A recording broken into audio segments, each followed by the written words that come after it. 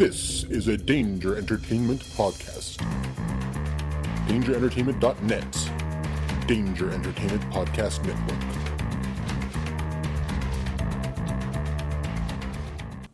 This episode of the History of Bad Ideas is sponsored by the Cincinnati Comic Expo.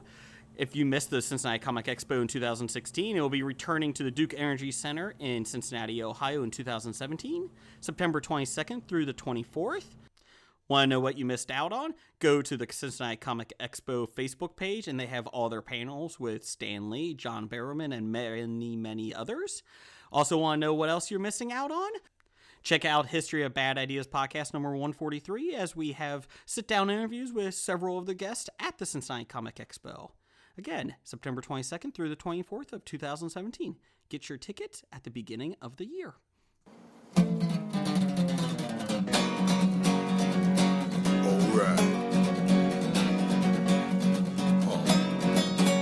It's about comic books and movies. Growing up with Rokusuki. Superman before Zack Snyder ruined him. Man, that sucked. Michael Keaton was the best Batman, while Christian Bale was just deadpan. No one remembers the other ones. Princess Leia in bikinis and Transformer Lamborghinis. Please don't let Shia LaBeouf ever act again. Please, God, no. Remembering tales from the crypt, back when Michael Bay wrote good scripts. He wrote And all scripts. right here is no mystery, 'cause it's the history of bad. It's bad. It's the history of bad. So bad. It's the history of bad ideas. It's the history of bad. It's bad. It's the history of bad. So bad. It's the history of bad ideas. Podcast. Welcome to the History of Bad Ideas, episode number 160. I'm Jason. I'm Jeff. Blake. And with us this week is Andrew Satterfield from the Cincinnati Comic Expo. Woo! Welcome, Andrew. Welcome. Contain your excitement this week. You're here to announce a couple of things this week with your Cincinnati Comic Expo. Yeah, so what do you do for the Cincinnati Comic Expo? You're here with the Cincinnati Comic Expo, but let's remind everybody just how important Andrew is. He is the BFG. The big fucking giant? No, the big fucking guy. Oh! You're the founder, correct? Yeah, that's right. Well, I mean, it's just not me. There's other people involved in it. You know, like my best friend Matt Bredestegi. Now, screw those guys. He's not here, is he? You're the only one No, here. you're the only one here. So, We couldn't do this show without a team effort. So, But this so it's so nice of you to include other people. We know you're the guy there's behind a whole everything. group of people from Chris and our volunteer coordinators, Ashley, Caroline, and Aaron. Just a lot of people involved to put this on. So it's. But where are they, Andrew? Why are they not here tonight? they have a lot better things to do. They have a life. I just enjoy hanging out with you guys. Well, now you're just being facetious. It's only taking you about a fucking year to come back, Andrew. I never got invited again. I thought I screwed up. Have you listened to our show? No, never mind. Why should he? No one else does. It's nothing but one major screw up. Now, I know you guys tag us every day, so I Yes, we do. So Yes, I we do. appreciate that. I do see that come across, and I'm like, oh, that's so nice. You're also on our iTunes podcast, too. A link on there. That's very nice. Yeah. We try. It'd be the least we could do. We greatly appreciate that. Trust me. So you started this week, Cincinnati Comic Expo, releasing some of the names coming to it. Oh yeah. And I saw the one today, which I was very excited about. Cliff Clavin is coming. Yeah, that's right. John Ratzenberger. From Cheers? Yes. Awesome. From every Pixar movie ever made? No, the other Cliff Clavin. He was in Perfect Strangers. Now, it's somebody that we've always wanted to have as a guest, and this seemed like the right year with the guest list that we're putting together. And so we're very happy to have him. He appeals to so many people. He's one of those guys that targets a lot of demographics. He was in Empire Strikes Back. Yes, he was. You know, so he was also in every Pixar movie, and there's a new Cars movie coming out soon. So I'm hoping that he will reprise his voice again as Mac So, and then he's also in Cheers. So he's got that classic character to his resume that people recognize. Yeah, well, you know, a little known fact about Cliff Clavin. That was your cliff. Yeah, That was a really bad cliff, and that's coming it was from me. pretty bad. Yeah. Well, I was trying to channel Cliff Clavin, but I couldn't. I could only get like, I know a little known fact. actually, Nani, Actually, see, it was the Norm. ancient Peloponnesians, That was a lot better. It was the Moops. and it wasn't that good either. Yeah. Oh wait, wrong show. No Seinfeld. I'm sorry, Andrew. Continue. No, I was just about wrapping up. So And then you also have, I know Nickel from our friends at Graphic Novice Podcast, North of the Border. He is a huge Greg Capullo fan. Did I say it right? Capullo? Capullo. that's how I say it. Okay. Yeah, he's nickel, but north of the border we call him 3.5 because Canadians aren't worth that much compared to U.S. currency. Citizens. No, that was We have a big Oh, fan base in sorry. Canada. last year when we put together the comic book talent we had. I was like, man, we got some. How do we come up with this? How do we repeat it? And the talent that we have coming for comic book guests this year is amazing. Like, I didn't know how we were going to do it, and we've done it. So, and the names will be rolling out over the next several months, and he's just the tip of the iceberg, so to speak. Can you make him show up in a postal service uniform? Cliff? Greg Capullo? That was kind of odd. He's an artist. I'm still stuck on Cliff Clavin. I think it'd be cool to see Greg Capullo in a postal outfit. Actually, it'd be funny if he wore the postal outfit and met Cliff Clavin. Oh my gosh. You know what? You could commission Greg Capullo to do a Cliff Clavin drawing. There you go, Blake. And then get John Ratzenberger to sign it. There you go. Wow. So it's been a very exciting couple days. Tickets went on sale yesterday, and You hear that, everybody? This They're just already in. on sale. Get them. Get them And- now. Tickets on sale. right just now yesterday. for the next week, tickets will be half off for VIP ticket holders. Just for today? Just for 1 week, VIP Oh, okay, tickets. 1 week. I say today. are We're half only have a off. couple hours. So actually, the price of And a this doesn't VIP come out. ticket is cheaper than a weekend ticket. So get them now. Get them now. get it As soon now. as you hear this, run to your computer. If you're Right. not already at your computer listening to 1 it. week only. It's a new thing that we're trying this year. We've done discounted tickets last year before they went on sale through various other ways, and this time we're just going straight to the fans with the discount. Say, hey, here you go. Yeah, now last year you can buy tickets at like local comic book stores and etc. So if they wanted the discount tickets, where do they go? Well, they got to go to the website. What's the website? CincinnatiComicExpo.com. Pretty Yeah, simple. and we'll still continue selling tickets at the stores, but just for the opening week of kicking off tickets, we're discounting them. The VIPs 50% off. And that is through Monday, Monday, 10 p.m. Monday. January 30th, I believe. Yeah. And the response has been very overwhelming. I'm just shocked at the number of VIPs we have sold already. So if you're listening to this after January, sorry. Yeah, that's why you should download as soon as the episode comes out. Yes, and honestly, the guest list that we've already put together, if you thought last year was exciting, wait till you see what we got this year. Is Bronson Pinchot in there? I'm a big Bronson Pinchot fan. Everybody loves Perfect Strangers. He was in Yeah, the we don't Langol- even know. He was in the Langoliers. I don't think I've ever seen him solicited. You probably can get him at a cheap price. Because I think he's Canadian too. Is he? You only can pay him like 0.65 of what you would pay a normal celebrity. Oh, he's from Meepos. We know all that. We all know that. Cousin Larry Appleton. I want to see Mark Lynn Baker. That's who I want. And tell him he's not allowed to cut his hair. No. We went to crazy balding. Jason, if you want to see Markland Baker, just put an avocado on the table. We'll get to that in a second. We'll get to that in a little bit. Damn you. Who would you Jeff. guys like to see at the show, Ooh, that's a good one. media guest wise? Everybody always asks who we're bringing, but let me ask you, who would you guys like to see? Gal Gadot or any female Wonder Woman impersonator that's half naked? There'll be a couple of them walking around, I'm sure. I really don't know why there was a women's march this past weekend, Blake. Thanks, Blake. Gal Gadot's a good one. I like that. Only if they're strong in their self-assurance and, never mind. Would you do, you haven't had any Walking Dead people lately, have you? No, we haven't. No, that's Other than normal citizens.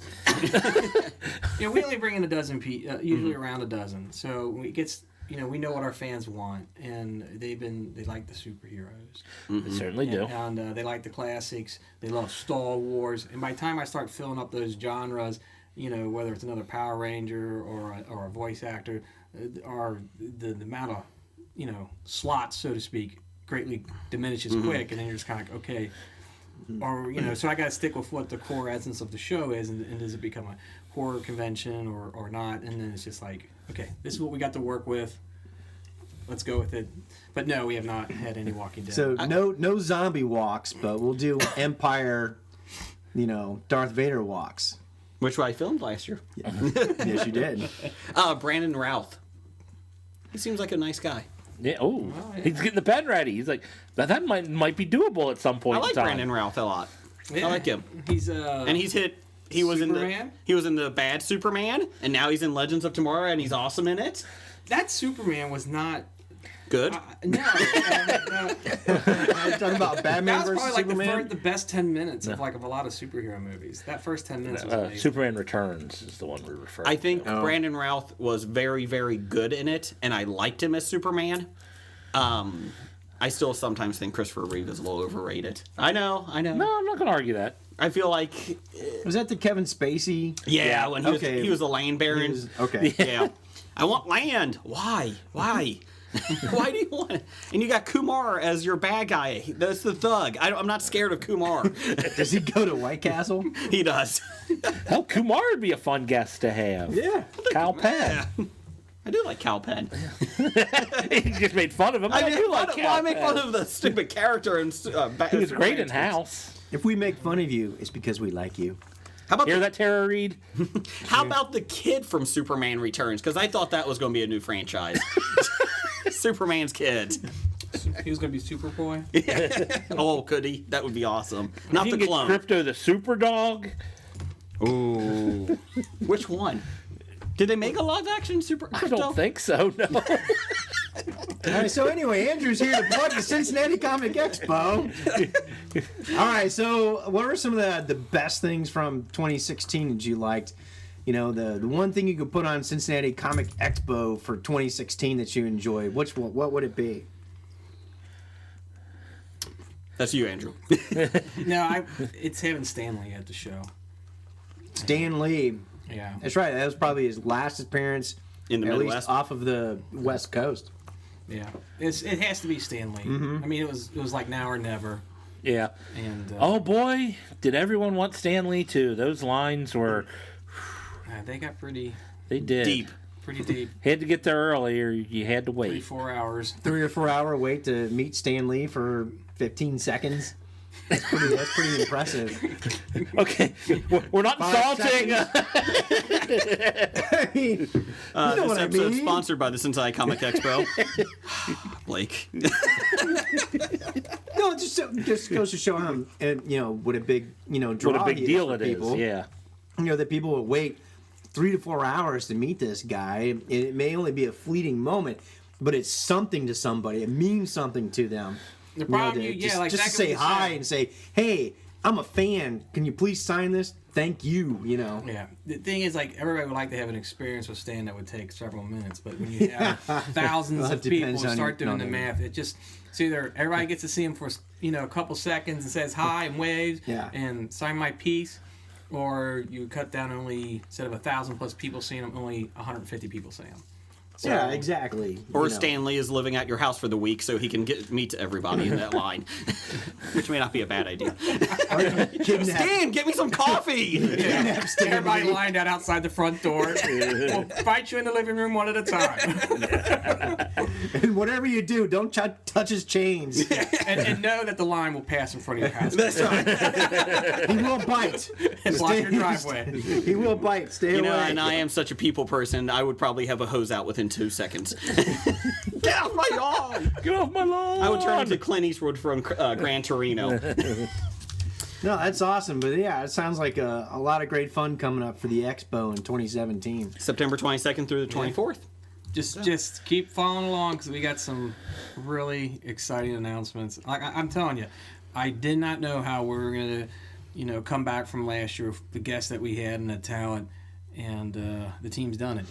So we're not done yet, but with the names that I wish I could say, and you guys are like, wow, you guys really did do better. Not better, but on par with what we did last year. John Ratzenberger, you already did better. Can he recreate the Jeopardy scene from Cheers? Oh, best episode ever. Best episode ever. You know what? That is the power of Bronson Pinchot, though. He will get you the draw this year. And Mark Lynn Baker. That would be a reunion I want to see. I have not heard anything but great things about John Ratzenberger. He really loves his fans. So and I love hearing stories about when the celebrities love actually going out and meeting their fans and have conversations and talk to them. So I do have one other, Ian Ziering. Can you bring him back? Because I screwed up 2 years ago and did not get my picture with him. And I'm pissed off, and so I you got still Brandon regret. Ralph, Ian Ziering. Whatever, that's it. Yeah. Gal Gadot. Tara Reid with him. No, Tara Reid does not like this show. Whatever you do, don't mention our show. But just So try to Tara get Reid's Tara off Reid the there. list now? Yeah, Tara Reid's not a good one. She hates us. We had some issues with her with Sharknado. But we didn't have those issues with Ian Ziering. No, we didn't. We like him. We like him because he didn't have bad surgery. Okay. So Andrew's going to sit with us, and now the show can only go downhill from now on because of the rest of the stuff we're going to talk about. Now you sent me a nice itinerary for the episode. It's a very loose outline. Very loose outline. We got a lot here. It's loose and fast. Okay, so I guess it wouldn't be going downhill. I guess it would be going uphill still. The beer sponsor of the week is Municipal Brew Works. They're not of the week. I guess they're every week. If you're in Cincinnati, they're at 20 High Street in Hamilton, Ohio. They're in the old firehouse. And municipalbrewworks.com. And they're open Wednesdays through Sunday. And they gave us What are we drinking this week, Jay? Free City Ale. So, tastes pretty good. I'm enjoying it. You know, the best thing I like about their logo, it looks all Gotham-y. It does look very Gotham-y. Oh, I'm drinking out of a Batman glass. I thought, damn, you're right on. I got Municipal Brewworks glass. But yes, they are actually, if you're in Cincinnati, again, I know we're heard everywhere, but if you're local, they're going to be at the Fairfield Jungle Gyms this week. I think it's called Barrel Days. Ooh, And, Jungle Gyms. Yeah, that's in Fairfield. huge. That's and huge. they are tapping 5 gallons this week. It's not much. Yeah, that's not much at all. Could be 5 kegs. I think it's 5 kegs. Probably Let's 5 do barrels. 5 kegs. Yeah. I was wrong on that one. Jungle Gyms, when they do that stuff, they have like several beer distributors Yes. there. So They are one of them. So if you're in the neighborhood this Saturday, they're at Jungle Gyms. And again, 20 High Street in Hamilton, Ohio. Thanks, you guys. Let's see. Let's go to Up Down. You guys want to do an Up Down this week? We usually do. Okay. I don't Andrew, know what an Up Down is your one thing you're up on this week, one thing you're down on this week. It can be anything. It can be geek related. It could be life. One week I was down on raccoons, or up on raccoons. So it's just one of those things. yeah, if you want us to go first while you think of something, we can do that too. I suggest you guys. Because we don't go want to first. catch you off guard. Can I go first? No, Jeff, what do you got? Oh, do you want up or down? Let's do down. Down. Let's do up. Oh! I am down on the NFL. Why? We're coming into Super Bowl week, and I just really stopped caring about the NFL a long time ago. Super Okay. Bowl 2 weeks. Yeah, Super Bowl's coming up, and It's a I long really don't 14-day care. week. I mean, I would prefer that New England loses, so there's that. But other than that, I'm like, it used to be such a big deal, and now it's like I might not even watch the game. Okay. That's good because that's going to be suck because we're coming over your house. No, you're not. Oh, your sister's house. Same thing. No, you're not. No, we're not. We're going to a friend's house. Never Yeah, mind. different Okay. friend's house. Blake, screw you. I'm going next. I'm down on Facebook. If I have to listen to one more freaking son of a bitch talk about their politics, You took mine. You're allowed to be down on it, or too. join me. You can pile on. That is the most this past weekend was quite possibly I didn't think the elections, could make Facebook worse. I thought the elections were worse than this week for me. This weekend might be the worst thing. And it was because our people I'm friends with that never post start fucking posting. I don't care what side you're on. Shut the hell up. I used to get annoyed when you see all the cat pictures and my kid did this, my kid did that. No, I Those thought were good old days. Those were the good days. God, I can't wait till they go back to taking pictures of their lunch. Or pug puppy. I or made whatever. this tonight. Look what I made.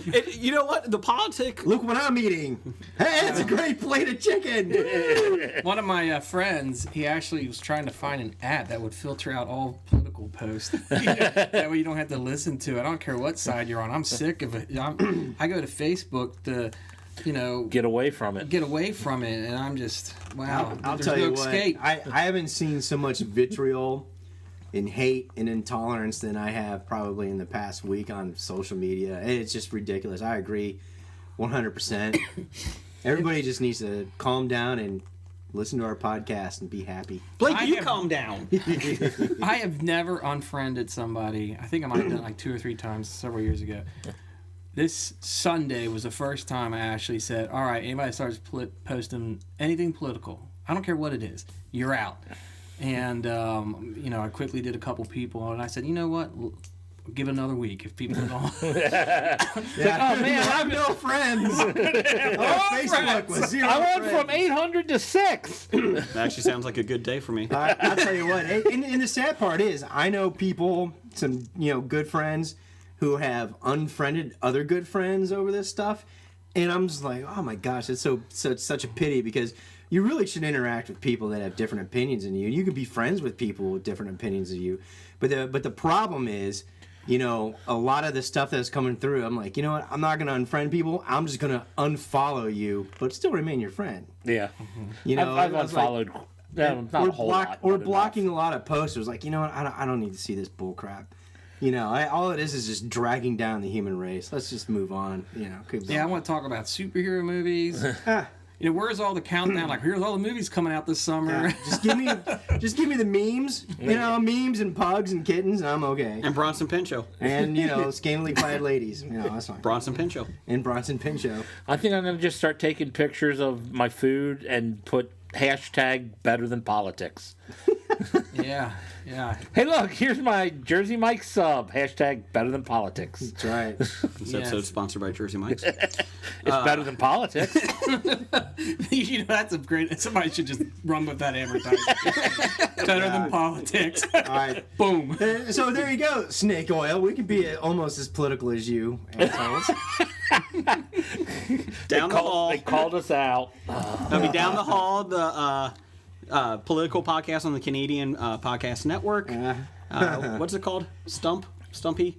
Soapbox. Soapbox. That's what we call it. Sorry. It's our own show and we don't even know it. Blake, what are you down on? Are you just throwing I'm down on the Razzies. The Razzies came out this...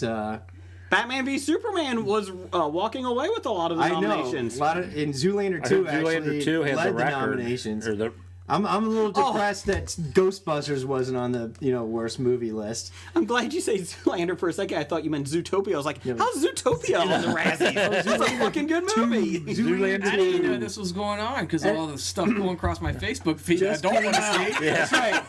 Well, the Oscars were released today along with the Razzies. Yeah, so it's Batman v Superman, Worst Picture, Zoolander 2, Dirty Grandpa, Gods of Egypt, Independence Day Resurgence, and, Jason's favorite movie, and then Should listen to Hillary last Clinton. week's podcast. Hillary Clinton was up there. What? Yeah. Worst movie of the year. No. Yeah. I would think Well, election 2016 was just the worst movie of the year. Or some mockumentary about Hillary and Democrats. Are you being serious? I'm dead serious. Oh, there was actually okay. It was like I thought you were just being it's an like ass. Dinesh something or other. What's his name? One of those loonies. Michael Moore? Can we No. switch Yeah, over? Michael Moore should be on there too. Can we switch Just to to the other balance it side, out. the Oscars? Their Arrival is up for Best Picture. Blake, how do you feel about their Arrival?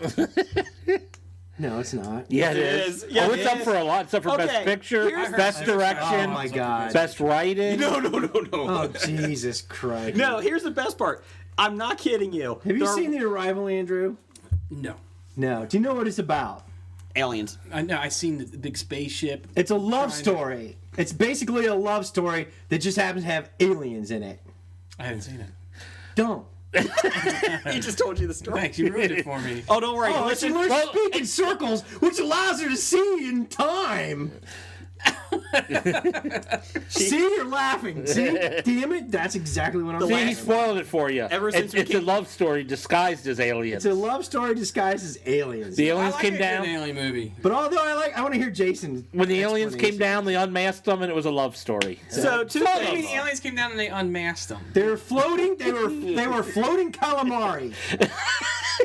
And they can speak in circles, which allowed them to see the future, which they taught her to do. So she could speak in circles and think in circles, which allowed her to see in the future, which the whole premise of the movie is she fell in love with the science guy that was there with her studying the floating calamari, and then decided that, hey, you know what? I see in the future I'm going to have a daughter, but she's going to die by like age 8, but I'm going to do it anyways and marry this guy and have a baby, and he's pissed off because she saw the whole thing and didn't tell him about it, and that's why he divorced her, because they're going to have a kid that dies and he didn't want anything to do with it. And it's the whole damn thing, and there's calamari in it. So Admiral Akbar Yes! is in the movie. It's a trap! And I apologize. Oh, I man, didn't, it's a trap! I Stay away didn't from the turn down movie. Blake's mic on that rant. I apologize. It's a trap! So you liked it. The last 3 So episodes. it's up for Best Picture of the Year. So here's the funny thing. Bullshit. The best pictures came out, I don't know, like 8 o'clock our time, Eastern time. Yep. I'm not kidding you. As soon as they announced Best Picture in The Arrival, I literally got text, I got tweets, our podcast website, or Facebook, or podcast Twitter page, History of Bad Ideas. Or no, Bad Ideas Podcast. There you go, there it is. There you go. Got tweets saying, please ask Blake about The Arrival being Best Picture. So there you go, Blake. Thank you. You did not disappoint. Oh, God, no! To quote Luke Skywalker, no! I think that was Darth Vader. Luke said it first. Well, I Darth suppose Vader. technically in the timeline, Darth said it first, but Luke said it first in the order of movies released. You know, Vader said it better. No, what, Vader said did I it's think in terrible. circles now? Jesus Christ. Yeah, now you're having me think in circles. Thanks. Thanks, Blake. Let's just say this. Pitch is my up for the week. The TV show It got Pitch. good? It did. Did you see it, Jeff? Nope, I haven't seen it. You're a baseball fan. I am. You need to watch it. Okay. I'm recommending it. The first 2 episodes is a little melodramatic because of, it's the first woman baseball player. It's on Fox. There's only 10 episodes. And you're like, I even said this months ago. How can this sustain a Does she good cry? show? Does she cry? No, stop it. There's no crying in baseball. Anyways, there's a lot of well-known names in it. Zach Morris. Could you get him for the Expo? But Zach Morris. Anybody from Not Saved Elizabeth by the Berkley. Oh, no, that's Lisa Turtle. Who's Lisa Turtle? Lark Voorhees. Voorhees. She's a little insane right now. Well, you can still get her. Just don't get Dustin Diamond. Well, technically, He might might stab get someone. Dustin Diamond is insane and incarcerated. Allegedly. And Elizabeth Berkley is insane, crazy woman, which a lot of guys find sexy, by the way. She's so excited. Damn caffeine pills. But no, Pitch was awesome. I watched. I actually worked from home yesterday, and I binge watched in the background 4 episodes, the last 4 episodes of the year. Awesome, Jeff. You would enjoy it. It gets a lot better, like as it goes on. Like they're building it slowly, and then it starts doing really well. So I recommend Pitch. Do they sing "Take Me Out to the Ball Game"? No, They should every episode. they do a I think musical so. They episode should. every. It's They a should have musical. done "Take Me Out to the Ball Game." They should have me sing "Take Me Out to the Ball Game." And I Mark- can do a singing song about baseball and not sing "Take Me Out to the Ball Game." Andrew, what's your up this week? Please, Saho, save us. Excuse me. I finally broke down, and I knew I would like it, and I didn't know how much I would like it. So I finally sat down and watched Westworld. Yes. I binge watched it all. Gosh, you just watched it everything. Did you watch every single episode? Yes, all in 2 days. Awesome. Up late at night watching it. That's and, right. Wow, that was probably Awesome. the best TV I have ever seen. Yes. Jason and I did nothing but rant and rave for like 8 weeks about that show. That Yeah. was just every episode was just so perfect, and gosh, What did you like best about the whole thing? I like Dolores the best. Yeah, you like She Dolores? turned into like a complete badass. Yes. I thought. Yeah, I'll tell you what. When Dolores went and started kicking the man in Black's ass, like he had, like and she dragged him like he dragged her. I was sitting there going, "Yes, justice!" And then all of a sudden, I'm just going to let you go. Yeah, exactly. I was like, I wanted her to finish it, but She that's did, not her. But then technically. she would have killed William. Well, later, yes, that's correct. Yeah, I that's did true. like the whole part of, and I'm paraphrasing, what was it? I decided to be, I didn't want a story where I'm the victim. And she's just like, I'm not the victim anymore. And she just starts killing everybody. Yeah. I was like, that's badass. I don't know where they go with that show. I think they go on a different Samurai complete, Land. I don't want they them go to on do a that. complete different storyline now. I don't want them think. to go.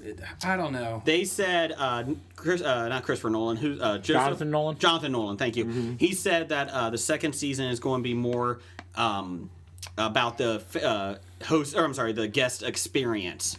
And I'm like, so are you going back before this happened? No, the guests who are in the park getting hunted by the. That would be fine. I'm okay That'd be with that.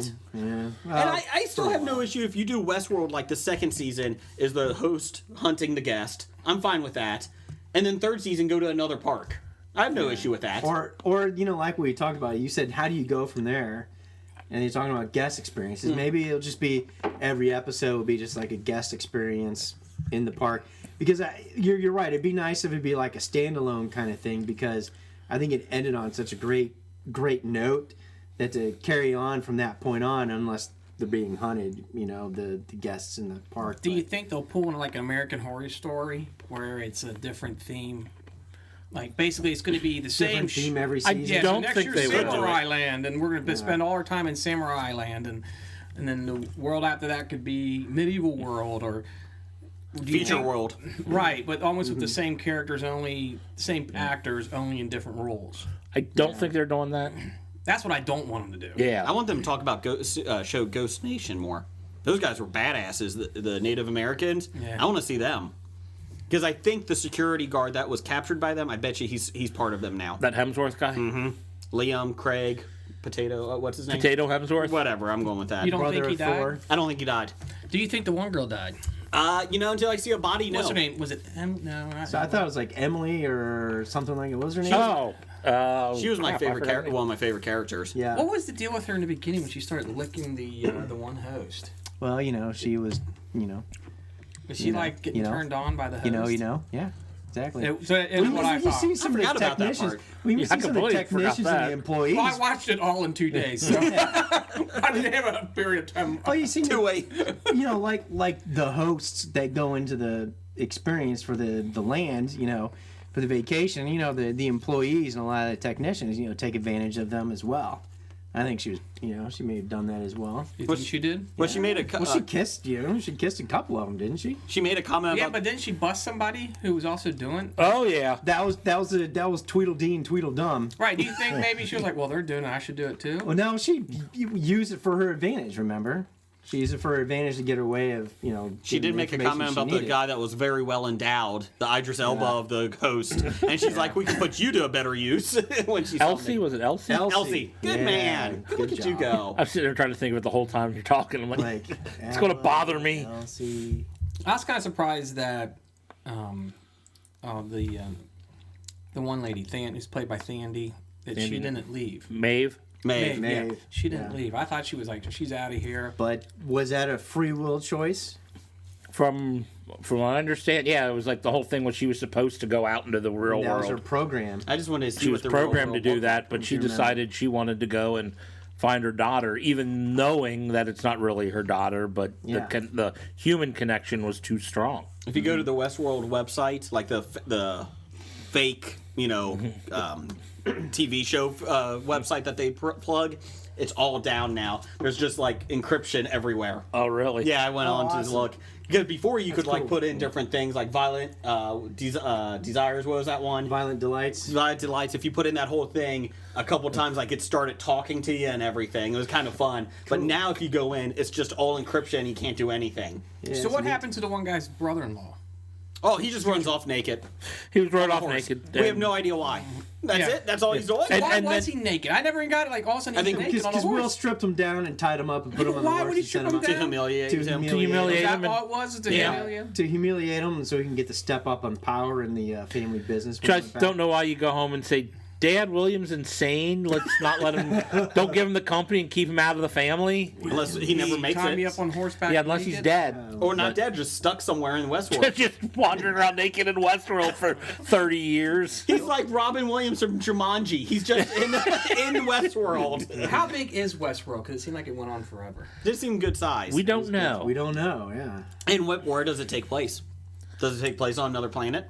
Or is it on Earth? Because there's a decompression thing that you have to go through for 2 days if you go through their website. Like if you're trying to book a trip through them. Oh, really? Yeah. You have to decompress for 2 days. So it takes you 2 days of your vacation is just decompressing before you can even if you're enjoy paying Westworld? $30,000 a day for a vacation, I think you are perfectly fine taking Yeah, but this 2 is in the weeks. future where $30,000 a day is probably like about $28. Walt Disney World trip. Or could it That's have been with prostitutes. Or could it have been under the ocean? Or could it be under the ocean? Could or be under the underground? ocean, yeah. Because we know the original headquarters for Westworld has like gobs of levels going down into the earth. I don't think it's going to be underwater, but I could see it being under the like the Earth's underground, maybe. Yeah. So they got a fake sky over everything? Who knew Could that be. in January we would be talking about Westworld? Still. That's awesome. Exactly. Now we gotta wait a year and a half. Yeah, I know. Or more. You can come back Well, to they that just show said when we do a 2018. preview. What's Now, that? they said 2018. They didn't say what month in 2018. They did. Is it They January said they were or shooting for is it- January. Okay, so everyone's January, talking about February. we got to wait 2 years. I'm like, no, you don't. think You got to they're just on the- wait a year. I think they're kind of seeing if Anthony Hopkins is going to die between now and then. Or they're on the George R.R. Martin schedule of deadlines. Well, he does Game of Well, Thrones. I told you, that thing came out of nowhere. It Westworld. did. It was really cool. First season cost $100 million to make. Most a lot of expensive. money. It was just as good as the movie. Yeah, Effects and everything. I couldn't believe it. that was one of the shows that I watched like as soon as it came on Sunday. That was one of the few shows I watched. Yeah, I knew I'd like it, and everybody told me you're gonna love it, and I just like finally got some evenings out, and I said okay. Right before I went to bed, let's watch an episode. Next thing I know, it's 3 hours later. I'm like, oh shit. Yeah. I keep trying to do that with Luke Cage on episode 7. I got one episode left on Luke Cage. God, I love Luke Cage. I'm at episode 12. I finished 12. I got oh 13 shit, to there's go. 12 episodes? There's 13 episodes. Oh dear God, I thought there was 10. Damn it! There's more. Damn it! If you had to say damn it, then you probably just quit watching it. No, it's so good. God, I might have a third kid. It takes up all the time. Blake, what's your up this week? Ways. What's Waze? I uploaded. traffic? I downloaded the. I Okay. downloaded the voices from the 3 British blokes from Top Gear. Oh, that's it. So I got him and Clarkson and May giving me directions. Okay. It's awesome. Jeff, what are you up on? I think I'm up on the NHL this week Why is that? because it's fun and hockey's going good, and my Blue Jackets the month of December didn't lose. So A little update on the Fantasy Hockey League. Craig Nickel and my fantasy hockey team, first place. in your division, Doesn't matter. you're first place in the bad division. I'm 18-10. I haven't the been best of over the 8 worst. games. I haven't been over 8 games. I haven't been 8 games over 500 in 6 years. I'm ecstatic. I just won 2 games last week, so I am now 7th place in the standings. One play, I jumped 2 people this week to go from first cut from the playoffs to breathing room. Good for you. So I was getting ready to start the fire sale, but now I'm actually going to make the playoffs, so maybe not. Playoffs. Let's do one quick thing here. A couple things. We want to thank Matthew from Passerby's podcast that was on last week. Thank you, Matthew. Thank you, Matthew. Yeah, quick shout out to give positive vibes to Matthew and his family. Yes. They need some positive vibes. So put them out there for the universe. Yes. And we do have a T-shirt update. Woohoo! T-shirts are in. Yes, stuff that matters. We did. They've sent out this charity drive, and basically they're doing podcast. Every podcast gets 45 shirts. 40 of them to sell, 5 for the podcast host, so we appreciate that. And basically, we get the 40 shirts. We sell them for $12. We pay $2. We keep $2 for shipping. The rest, $10, goes to charity. But if we know you and we see you in person, or you find us, we'll put all 12 towards charity. Yeah, if we don't have to ship it, then it all goes to charity. And what charity are we at, Jeff, this year? We're doing the Disabled Veterans of America, or Disabled American Veterans. Disabled American Veterans. DAV. Yes. Since Blake's in the military and that, we wanted to honor that. And it's a great charity. And they've got a high actual charity rating. Was it 98% of every? Yeah, 98.3 or something percent. Every Yes. dollar that's donated actually To the veterans. goes out to veterans and veteran needs. So if you do have that, if you do want a shirt, they're very nice. I put them on our Facebook page for $12. Let us know. We're doing it by PayPal and everything. All you have to do is direct message me on Twitter at Bad Ideas Podcast. You can send us a message on Facebook at The History of Bad Ideas, or you can even email us at hobiepod@gmail.com. Start looking at that every day. Oh, I'll have to check that every day now. But yes, Don't try our Tumblr account. we have started selling them without really much publicity. I think we're up to 12 to 15 of them already sold. Seriously? Yes. All right. Thank you. Thanks to everyone who bought them. Yeah, we have sizes from small all the way up to double XL. All the way up. Jeff did get a 3XL. So. Remember, it's not really the size that counts. I tried it on. Nope, it's the size. I tried it on tonight because I thought it was the extra large. I was swimming in it, and I'm not a small guy either. And I'm like, whoa. Anyway, so they are great quality, and we do want to thank Stuff That Matters for that. It's a great cause, and like I say, you can go to our Facebook page to see them, but let us know. So it's a great charity, and like I said, we appreciate doing it. We do get to pick the next podcast that gets the shirts. Yes. And Jeff, who is that going to be? We discussed it, and we decided to extend the hand of friendship and go to our arch rivals at the Pittsburgh Nerd Podcast. Yeah, so Stuff That Matters will send them 45 shirts, and you can buy a Pittsburgh Nerd shirt. It has every podcast that gets the shirts has their logo on it. On the back, it has their Twitter handle, so everybody that has participated will have their Twitter handle on it. Yeah, Pittsburgh Nerd needs something to live for and look forward to after their cheating, dirty Steelers lost in the championship game. So there you go, guys. Also, we want to say a shout out to a new listener that bought a shirt right off the bat. I think the first day that they became available, Michael. We wanted to say thank you, sir. Michael! A new listener. Yes, rock. brand new listener. So. New listener and going for a shirt already. Well, Yes. Thank you, Michael. And thanks to everyone else who has even mentioned any interest in the shirts, especially those who have actually purchased them. Yes.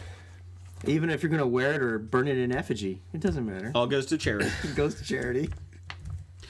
And we also got a quick thing from Agent Palmer, who's been on like 87 different podcasts. We appreciate it. We got a question, and he sent it out to a lot of different podcasts. Okay. And he just wants to know who plays the great D.B. Cooper in a movie made for his life. Because you know it's going to happen. Oh, I thought he was asking who already did play. No. Who Does would everybody play? know who D.B. Cooper is? Who is D.B. Cooper? Please let us know. Not D.B. Sweeney, which I almost typed. D.B. Sweeney is awesome. D.B. Cooper, that's the unknown plane hijacker that robbed a United Brakes truck, was it? No, No, it was a plane. airplane It was the in airplane. midair. He jumped and he out. had a parachute and he jumped out. Well, but he stole a lot of money to... Where did he get the money from? The plane. The plane. Oh, okay. People on the plane. Yeah. I And he thought- jumped out, and the and FBI has never been able to It catch was about him. $200,000. Yeah. How the hell did... Wait I a think they minute. were transporting. Yeah, okay, they're Maybe transporting money. cash. The newest rumor is it was somebody that worked for Boeing. Yeah, they think it's a Boeing employee now. And that's what Wait a minute, I saw the movie Without a Paddle. They I already knew that was solved coming it. up. I knew that was coming up. Andrew, who would you have played D.B. Cooper in a film?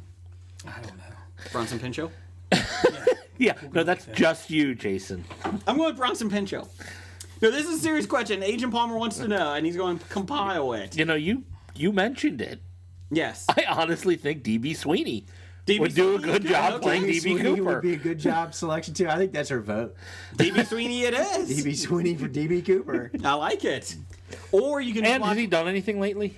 D.B. Cooper. He's dead, so no. We don't know if he's dead or He's not. dead. There's no way he's The alive. theory is he's dead because they have found what they thought Parachute. was silk for a parachute, and I think they have found random bills of cash in the woods out there in Oregon or Washington, That's pretty common in Oregon. wherever it was. I think it was Washington, Oregon, wasn't it? Yeah, it was Yeah. so somewhere in that Did they area. live like Seattle, Tacoma, or something going north? I can't remember. Or North California? I can't remember. Let's see here. Let's get to the Twitter poll of the week since we're not even at the feedback. Listener poll or Twitter poll of the week at Bad Ideas Podcast. What is your favorite fictional television show with in-person interviews? Let's see. We had Modern Family, we had The Office, and Parks and Rec as the options this week. Let's see here. If in last place at 27%, Modern Family. Blake, that's one of your favorite shows lately, isn't it? Yes. It's a very good show. It is a good show. I like all the shows. Yeah, I do too.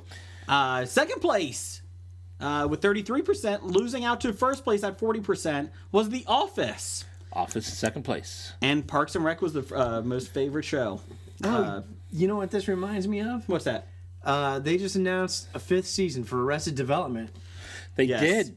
Did Yeah, you see this what past Michael week. Scott tweeted out? Oh, Steve Carell. Steve Carell tweeted out. I That just was heard hilarious. great news that they did they're renewing Yeah. or doing another season of The Office.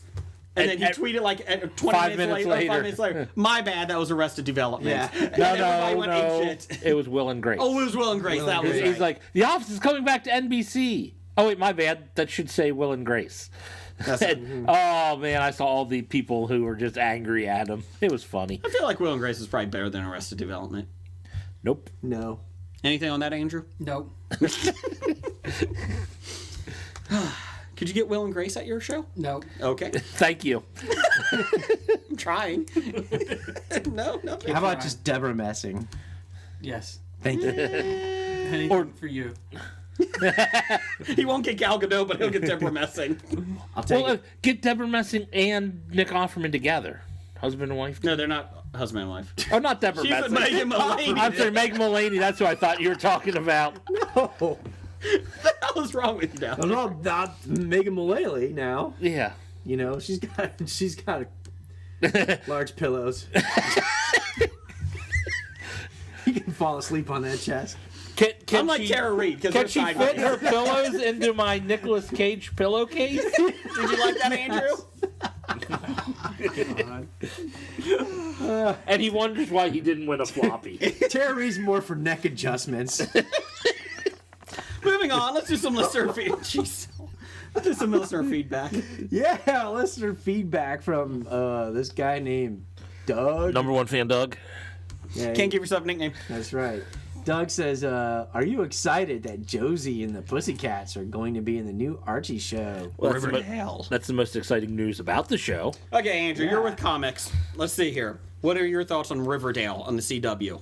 I have not seen it yet. It hasn't come out yet. It's Thursday this week. Oh, it's this week. Yeah, it's this week. I thought it was like in 2 weeks. Oh, I don't know what they're even trying to do. Honestly, I have not paid that much attention to it. It's a murder mystery. Somebody in Riverdale dies, and I'm being serious. And it's a little bit more serious take on Archie, it kind of seems like Archie mixed with Veronica Mars. which that just got renewed for 6 more episodes. Yes, I heard that. We'll have to wait and see. Honestly, I have It's no, a very PC no response. opinion on it yet. I'll give it a shot. We'll see. It's But, actually- but you'll give it a shot. You're not I'll give it flat a out shot. saying, "Oh my God, who would want to see that?" I'll Like, give every comic book property a shot. even if it's a comic book you don't like. Yeah, why not? Okay. You got to be supportive. But I will say this: Batman vs Superman was the worst movie I've ever seen. You will not get an argument here. I don't think I'll ever give that guy, the director, another shot. Zack Snyder. Zack Snyder? Oh, but he's done some good. He did Get him out of comic books. get him out of film. Yeah, it's a good thing you weren't here last week because before the episode of last week, I actually saw like the last 30 minutes of Batman versus Superman. And yeah, he just listen to the podcast. I already He doesn't hear want to all the relive rant. that I don't wanna again. relive that I'm actually anymore. going to tape it. I'm going to sorry, not tape it. It's not VHS. DVR it. I have it.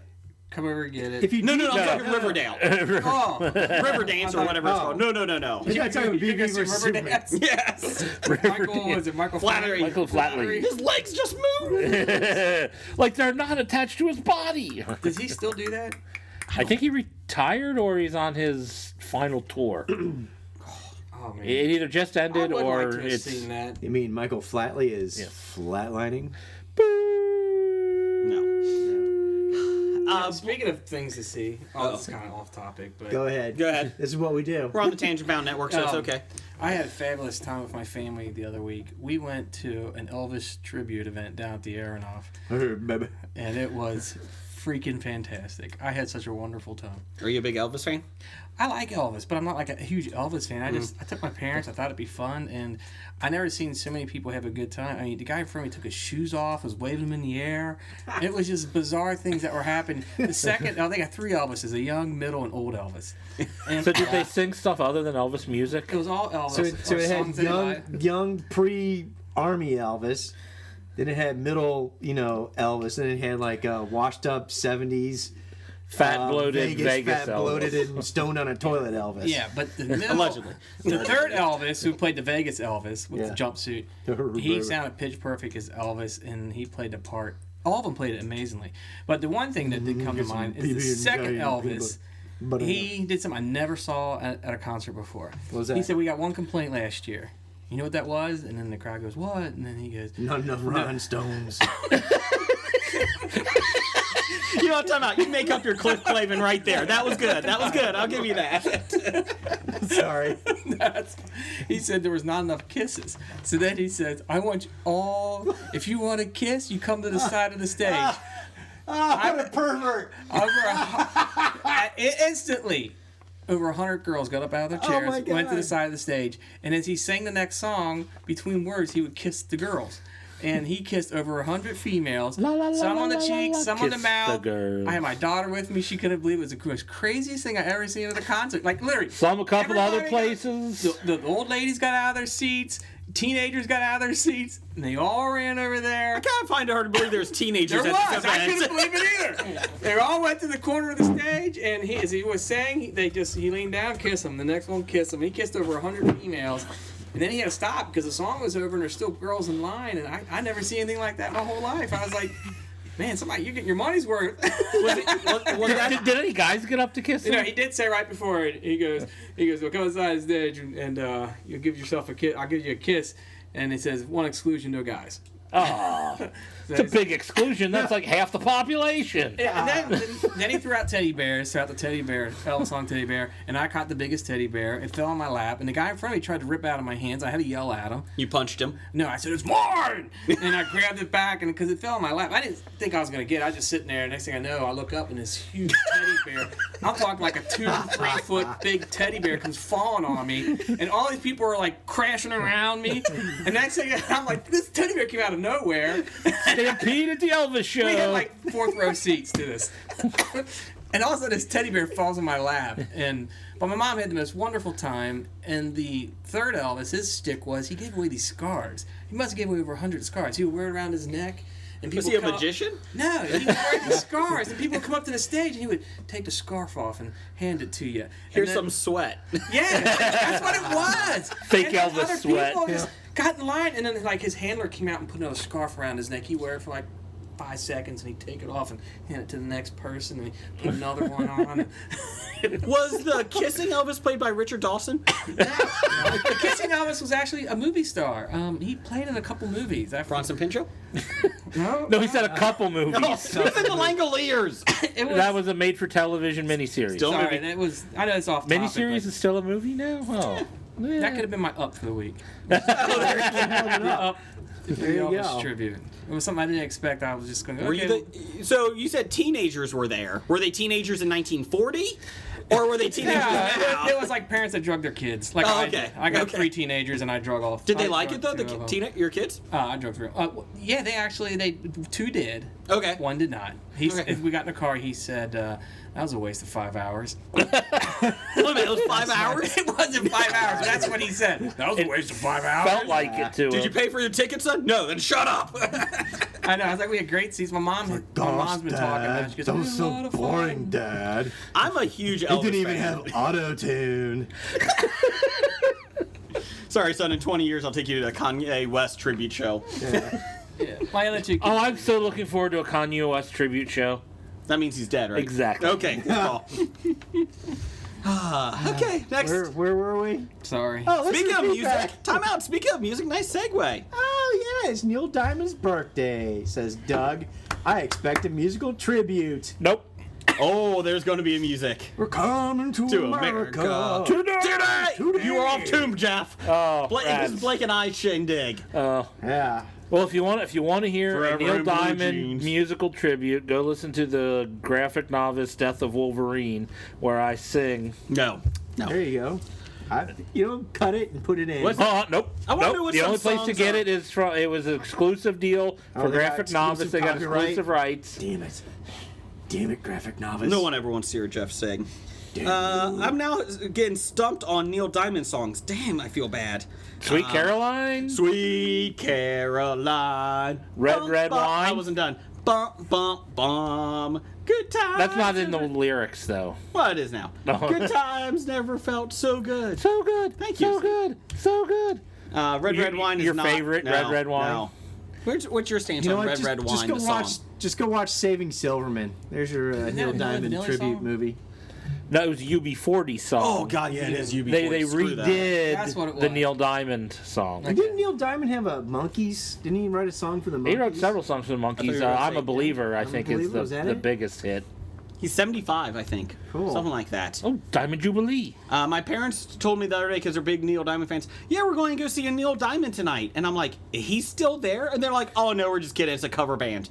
Why? Why are you seeing a Neil Diamond cover band? Have you seen Saving Silverman? Saving Exactly. Silverman, there you go. He is still touring, though, just to let you know. He starts off his tour April 21st in Louisville, Kentucky. So if anybody's interested, and he goes to Indy. There you go. Andrew, you want to make a road trip? We expect Neil Diamond? commission sales. You for saw the Louisville Elvis that trip. wasn't real Elvis. You could see Neil Diamond. But they had Elvis's original backup singers were there, and some of And they were 80. they were 80. She had pictures with her and Elvis. The great thing was after the show, they all met all the fans in the lobby, so you could talk to them, get pictures with them. Good pictures with fake Elvis. Yay! You don't see that at rock concerts. They actually had props that you can take pictures of. The old Elvis had the toilet, so you could just stand over him. Elvis, you okay? What happened? They sell fried banana and peanut butter sandwiches. Oh, that sounds so good right now. They probably should do They stuff should. like that. Yeah, they should. With the People buy toilet? it. No. No, the sandwiches. You can throw the Have a prescription drink or Yeah. throw the prescription pills on top of him. Ah! Sorry. True. All right, so Poor let's try and move on. We got from Pam Morris. She says, "Really, Jason? Really? You didn't know who sang Under Pressure? LMAO. Yeah, that's, Under Pressure. LMAO. Actually, that's that. Who group sings that Under we- Pressure? LMFAO. Andrew. LMFAO. Under pressure? Yeah. Queen. Okay. There you go. Thank Did you know it was not the police? Yes, I knew that. You don't have to be jerk about it, okay? Do you know the Queen and Did you not know that? Queen and the Police are not the same group? I know nothing that's about my them. favorite Queen song is Under Pressure. I would listen to that all And the they time. steal the bass line from Vanilla Ice. Yes.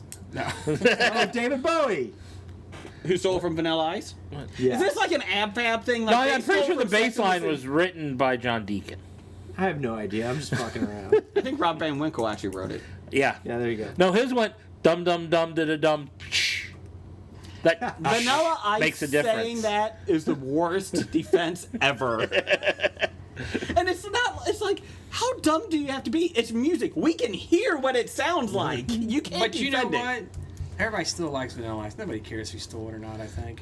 No, and he doesn't get any royalties from it anyways. You think about when he came gets out, it was some. Vanilla Suge Knight Ice. took it. It was Oh, Vanilla Ice that's that was right. huge. And who was the other one? MC Hammer. Mm-hmm. You don't hear anything about MC Hammer, but Vanilla Ice keeps getting popped up again and again. So He's got a home renovation show. oh, it's Vanilla great. Ice. I love it. Do you watch it? Yeah, I liked it when he did the whole Amish. No, MC Hammer is a he's Pastor. a preacher. Preacher. Yeah, he's a pastor. He's a Yeah. preacher at church. He needs to get a TV show. Yeah. Yeah, Reverend Run got his own show. MC Hammer would agree with you. I don't know who this Andrew guy is, but let him know. I go to Fox Studios. Andrew says I should get one.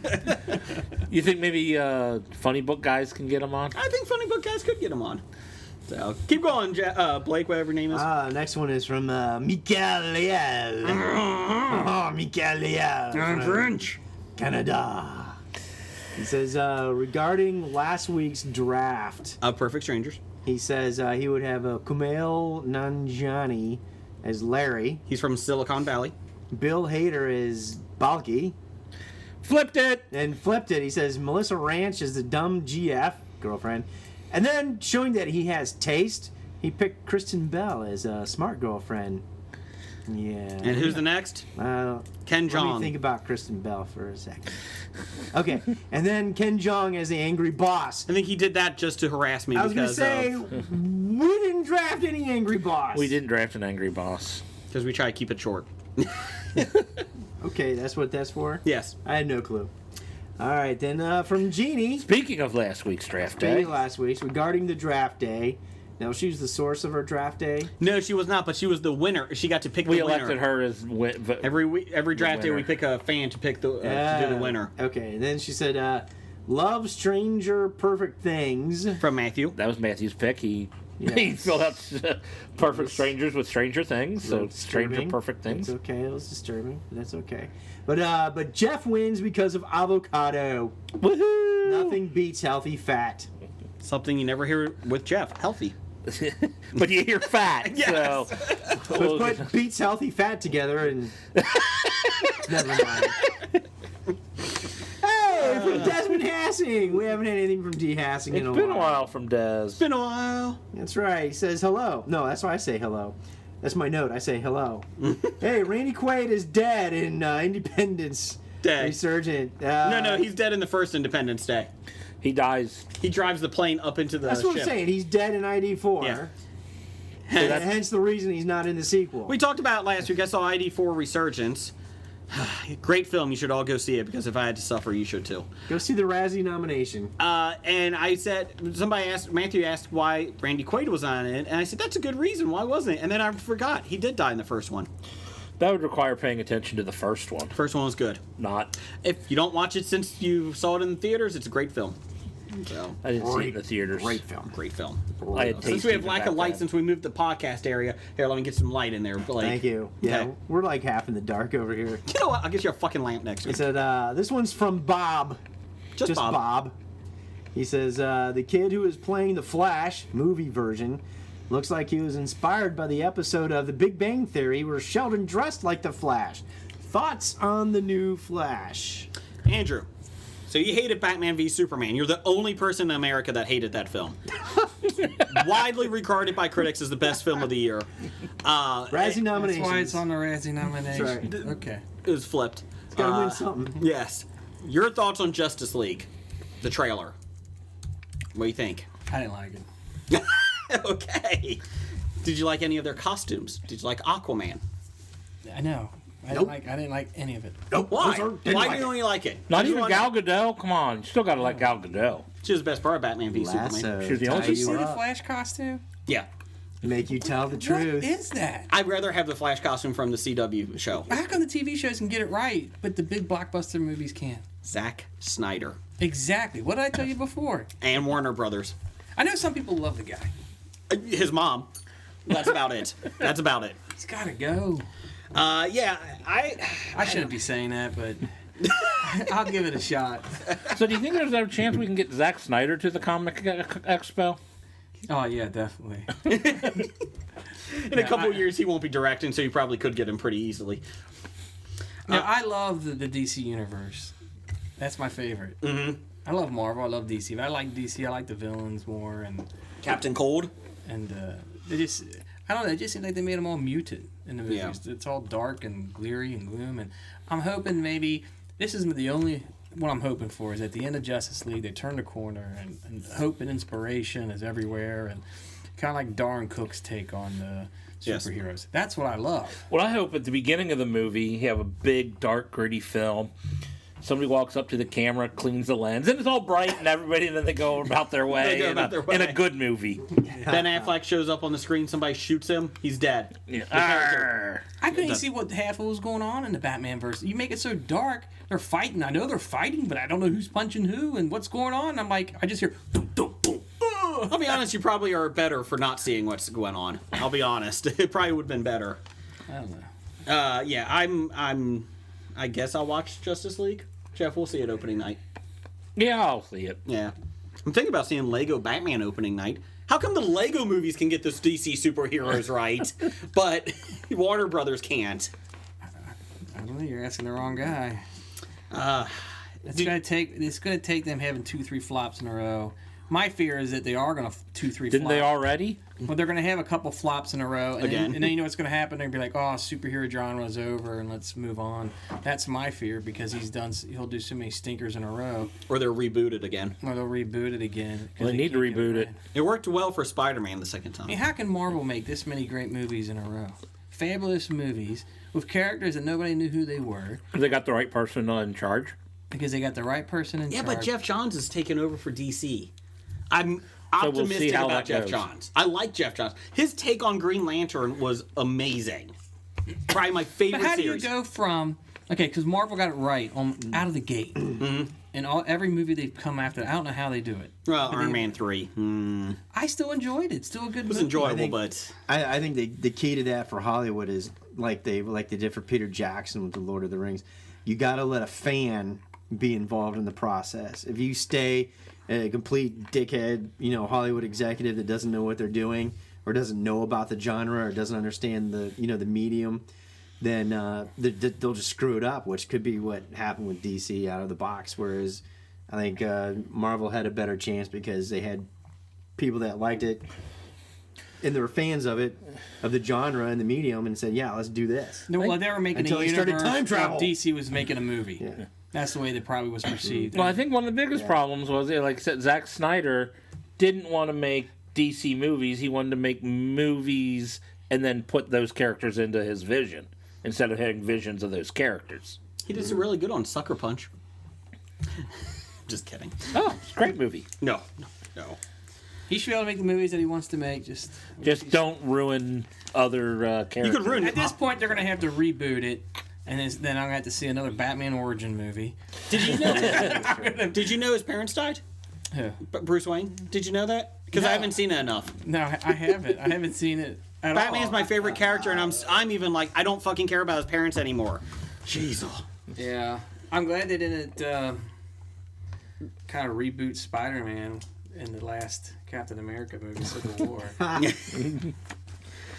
True. But you know what? If he comes to the Cincinnati Comic Expo and explain himself, maybe we'll give him a chance. That's the opportunity for him to come to the fans That's right. That's right. and say why he's doing what he's doing. Right? Not Throwing down the gauntlet. That's right. Not Tara Reid though. What you got next? You really want? I bet you secretly want Terry. Oh, he does. He's so in love He's with trying to Terry. reverse psychology. Now that he's saying he doesn't want her to show up, he's hoping that she'll show up just to spite him. You like her, don't you? No, Yes, he does. no. You deeply. Oh, yes, he does. No. It's all right. Prefer women that. He was like, "Oh, I loved her in Alone in the Dark." That's why I'm. Oh God. Christian Slater was the bomb in Alone in the Dark. You want to meet Christian Slater? Oh God, yes. I saw Gleaming him- the Cube. He was man. down at Walmart as the greeter. I was saying hi to him a couple weeks ago. Walmart doesn't even hire greeters anymore. I don't know why you keep saying What's that. your favorite Christian Slater movie? Oh, pump up the volume. Really? Would Yeah. you like like whale that sperm with movie. that? Why? Because there's nudity at the end. Robin Hood. I love it. Oh, there you go. You know what? God, You're I done. hated That's that right. movie. Robin Hood. Oh, God. Oh, yeah. No. And you had know to what was the remind best him part of that about it? movie. Costner nailed the British accent Oh, geez. perfectly. You can't get better than that British accent. I watched that movie about a year ago, and I was like, it's still a good movie. You know that? Have you guy- seen the uncut version? That was his character from Tin Cup and, fucking tights and a bow and arrow. Have you seen the uncut version? No. It's about 20 more minutes, and it makes much more sense what the bad guys, the Nottingham's doing. He's trying to expand his land and working with the other kings around that land. It was very interesting. So there's a director's cut of this? Yeah, movie? I got it. It's awesome. It's amazing. I got it on Blu-ray, but I think I just got the plain cut. This is hurting my Yeah, brain. Robin Crash Hood. What, you didn't like Robin Hood, Prince of Thieves? How do you not like it? It was terrible. You're terrible. Alan I Rickman like was Rickman. the only good thing in I that liked movie. Alan Rickman. out with a spoon. Yes. But why a spoon, cousin? Because it's dull, you to it. It will help more. That was by Alan Rickman. I think that was pretty damn I good. think wrong, but Yeah. I think that was. That movie was great. Now I See? wanna go home and watch it Oh, again. Can you come on every week and help me? I never get support. Bastards. you want to watch? You really did not like that movie. Oh, I hated that movie. No. Really? I mean, hell, as bad as it was, the Russell Crowe Robin Hood was Morgan better. Freeman in it. And he was Azim. Okay, he was great. He threw a sword and killed the witch. Yes. yay! Oh God, it was terrible. No. Friar bad. Tuck. Nah, Fried Shark was on. They went to Ewok Village? How great was Yo, that? that was terrible. They went Ewok to Ewok. They Village. built Ewok Village. Matter of fact, they had a toy that was the Ewok Village. Yeah, they used Robin Hood, Prince of Thieves used all the toys from Return of the Jedi to do the figures. Like the Gormorian Guard was Friar Tuck. Oh God. They used that same mold to do Friar Tuck. They just changed some of the coloring. I'm not kidding. Place that Friar Tuck Ewok and Village tusks was the and- treetops. They did have a So very it's Friar similar- Tusk? Is that No, what they you took the said? tusks. Oh, Oh God. Okay, let's wrap this up. Let's go. All right. Next, Well, just the listener feedback. we got from Amy Whalen at Amy K. Whalen, Your number one fan. otherwise known as Culture Babble. Culture Babble. She says, made it almost 6 whole minutes into your podcast episode 158 before you all made it feel real uncomfortable. And my question is, what's so uncomfortable talking about home furnishings like carpets and drapes? I don't. Thanks, Amy. At least we waited an hour 9 to make it uncomfortable this week. Moving on. No, I thought it was funny. Amy tweeted that I know out. what you're talking about. Oh, Andrew, it's going to get very uncomfortable here in a second. We're talking about here. Home improvement shows, they're all the rage these days. I don't understand. And Amy tweeted that out about 6 minutes, and Jason and I both responded like within seconds of each other. He's like, "So that's a record, hey?" And I'm like, "Oh, but it's not a record." What you got next? All I gotta say is that had nothing to do with me. All right. Now, everybody's favorite part of the show. Oh yeah. You know what time it's for? This one's coming from Nick. Ooh. Oh, Oh. right. I have to admit, this is a little weird having a guy next to me and doing this. Nick says, going out on a limb Is it a foot long? in question for Jeff this time. As opposed to what, any other time? Yeah. He says, Babylon 5. Or Deep Space 9 Is he talking about the porn? inches. Yeah, thanks. You're welcome. The answer is Babylon 5. Have you seen Deep Space Nine? A couple episodes. Oh, okay. Andrew, have you seen Babylon 5 or Deep Space Nine? No. Okay. All right, that's from Jeff's number 2.54 fan. Blake, have you seen any of those? Babylon 5 or Deep Space Nine? Yes, I have. Are you fans? No. Okay. You ask me questions like that, and I feel terrible. Why? And I feel like I should watch all this stuff, and I can't keep up with everything. There's like a gazillion TV shows. Yeah, how dare you not be able to keep up with stuff that was out 20 years ago? Because if I watched this stuff 20 years ago, then I wouldn't be able to keep up with the current stuff. Let's don't worry. You can just be like me and DVR it and then watch it like 6 years later. Yeah, and they end up DVR and everything. I know. Go to the Pop Culture Cafe. Yeah, Pop Culture Cafe says, This is for Andrew. this is for Andrew. What are your thoughts on the Phoenix Comic Con charging volunteers to work the convention? He's going to take a no comment on this one. That's already been changed. Has it? Yeah, and it's you go on Facebook, you can read about it, but I'm Okay. not going to comment on it. Okay. So they decided I they did made not a realize. bad decision. They came back out and said it's gonna be they're eliminating their whole Volunteer just thing go now. on Facebook. That's their business. Let them handle it how they need to handle it.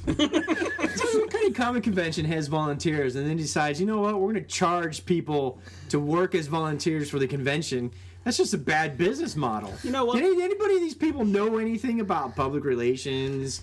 Leave Bronson Pinchot alone. He's in charge. Seriously.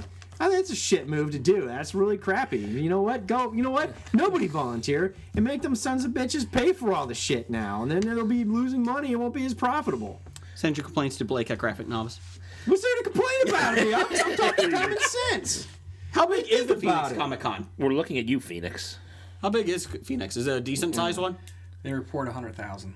Really? That's what's been reported. Oh, okay. Are those Trump alternative facts? Down the Obi hall. has 8 million listeners. Alternative facts. Or is that vetted, or is this vetted information? I've never been to Phoenix. I have nothing against their show. I don't know anything about Phoenix. I know of Phoenix Comic Con. I've never been there. You know of the city Phoenix? I know. I know, I know the Phoenix exists. Suns? So I don't feel like I should. All right, well, you know what? I'm not in to know exactly what's going on with Yeah. their situation. Yeah, but you don't have to know what's going on to spout you don't have an to opinion. know This is America. You do not need to have any I'm not going to information. give an opinion on this topic. Put it that way. All I gotta say is hashtag not my Comic Con. I'm not going to give an opinion on this topic. Moving on. Anyway, so next follow-up question they had was, do you guys have any plans on seeing the Baywatch movie? No. Yes. Oh, Not in the theaters, but when it's on whatever cable network, I'll watch it. Maybe I like Zac Efron. when I'm home alone by myself at I'm night. sorry, I'm a Oh, wait. huge. You probably know who I like. Zac Efron. No. The Rock. Yes. I love The Rock. I love The Rock. I thought you were going to say the Hasselhoff. Were you a I wrestling thought you were fan? going to say Pamela Anderson. Of the 80s and 90s, yes. Okay. Just checking. All right. And then to wrap it all up with Professor Number One, Doctor Number One says, which do you like more? Really? Trump's approval rating of 32% or Paul Blart, Mall Cop, with a 33% rating on Rotten Tomatoes? You know what? I'm going with Trump. Because fuck Paul Blart. Fuck Kevin James. Do I have to like either of them No. more? Freaking. Okay, For so. purposes of us not being labeled as dissenters, we should say Supreme Overlord Trump. Oh, yes. We like Supreme Overlord Trump. We don't want any executive order ceasing us from podcasting anymore. And I blame you, Jeff, because I've started to watch Kevin Can Wait. That's not my fault. I It's stopped actually- a long time ago. I figured this is a good thing because I watch it and then I hate tweet. You hate watched it. I hate watch a lot, and I tweet to a lot of our fans, some of our fans that know my disdain for Kevin James, and I always tag Kevin James' official Twitter account, just so he knows how much I hate him. And I feel like it is a horrible, horrible show, and it just got picked up for more episodes. It is a horrible, horrible show. and- Oh my gosh. Didn't we just complain about too much hate in the world? No, this is justified. This is justified. Okay. Oh my god. This So, Andrew, how much do you like Kevin James? Is he coming to the expo? Kevin James or Leah Remini? I love Kevin James. No Leah Remini? No, I take back the Robin Hood nice comments I made about you. I like Kevin James. Have you seen him? I love him in the Pixels movie. I know you guys may not like the Pixels movie. I love the Pixels movie. You know what? Blake was just talking about 8 hours ago about how we all should have different voices and, people that have different opinions, we need to talk. So this is good that you like Pixels. I love Pixels movie. It's funny. It's a movie I can watch with my kids. They love the video game aspect to it. Do If you don't like your kids. Yeah, I was going to say, do you hate your kids? You make them watch Pixels? We probably watched Pixels, I'm not lying, about 50 times in my house. Wow. Does Adam Sandler, after the 50th show, come to your house and thank you? One of my favorite movies is That's My Boy, so Oh, that's right. We did talk about this last time. Yeah, we did. I like Adam Sandler movies. I know. So you like the ridiculous six? conditioner. I go on after the shampoo. That's actually the good one. I like Billy Madison. And Happy Gilmore. Mr. Deeds. I like all those movies. Mr. Deeds was not horrible. You know what he reminds me of? Is like him is like one of those actors that I remember like growing up as a kid. Like they just had tons and tons of movies, like Chevy Chase, John Candy. He's like one of those guys that just, even though like they're pigeonholed to like a comedy role, I don't they even think. they embrace it. They just keep making them. Yeah, I don't even think he was that good on SNL. No, I was kind of No. annoyed with Opera Man. Oh God. What about Canteen Boy, though? No. He was Canteen Boy with Alec Baldwin. And Cajun Guy, and... No. And I've not seen the Water. I have not seen the Water Boy in a long time, and I'm wondering how. And I'm. You really stepped it up since the first impression that you did was so bad. You know what I watched? It's funny because we bring back Saturdays. I literally watched The Wedding Singer 2 days ago. That was a good movie. That's his And I best. watched. I was like, damn, this movie was still. I haven't seen it in forever. It was probably like okay. 8-9 years. I'll give it that credit. It was okay. It was okay. Billy Madison's okay. It has its funny moments. Happy Gilmore was awesome. I mean, getting in a fist fight with Bob Barker. I mean, that's fucking awesome. Could you get Bob Barker for the Comic Expo? Is he alive? I Yeah, don't, I think I don't so. think he died yet. 2016 didn't get him. Huh? I No. don't think so. I'm going to check and see if he is alive. That is a thing. Okay, are we done with news of the, or whatever we're doing? Listener feedback? We're done with listener feedback, I suppose. We could move on. News of the Geek? All right. It's time for another installment of the news of the geek. Okay, shortened version this week. This is just for Blake. We got tweeted this a couple times, so we had to talk about it. In a new interview with Digital Spy, Hugh Jackman stated that his new film Logan takes place in a different universe. It's worth noting that Old Man Logan comic book also took place in an alternate feature. So basically, this is not going to be connected to the X-Men movies. Per Jackman, he says, when you see the full movie, you'll understand. Not likely.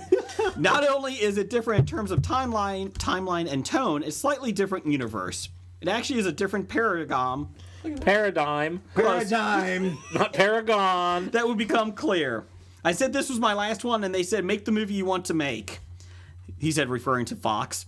And so Jim and I had, who's the other guy, director or creator, I don't know. Jim and I had this blank canvas, and we wanted to make something really different. It's a standalone movie in many ways. It's not really beholden to timelines and storylines in the other movies. Obviously, Patrick Stewart was in there, so we have some crossover, but it feels very different, very fresh. Wasn't that just the opposite of what he just said about the timelines as a fresh take? Yeah. This next paragraph is awesome. Yeah, per Jackman, he says, following the timelines becomes a chess game that you try to serve, which actually doesn't help to tell a story, and it's sort of been a bit all over the place. Space. Try to do that one again, Blake. And it's sort of been a bit all over the place in referring to the timelines. I'm not critical of it. X-Men was the first movie really in comic book.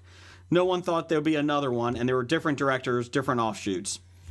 That was his quote. So in other words, the movies have become such a mess that Logan is just going to stand on its own rather than attempting to find a place in the X-Men universe. They screwed everything up with all these damn time travel, lazy authorship scripts. X-Men was the first movie really in comic book.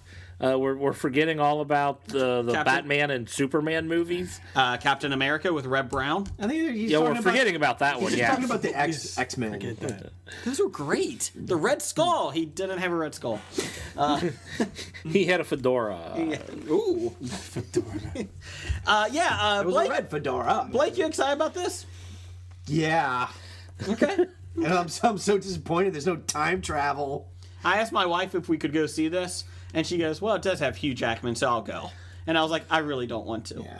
You have to You don't now. like Hugh Jackman? I love Hugh Jackman. He sings and dances. Gotta love a guy that does that. I like him in Real Steel. I thought your wife actually said it's got huge Jackman in it. Wow, she says that to me. Yeah. For a minute there, I thought we were going to be talking about the Cleveland Browns. I thought, Hugh Jackson? Hugh What? Jackson.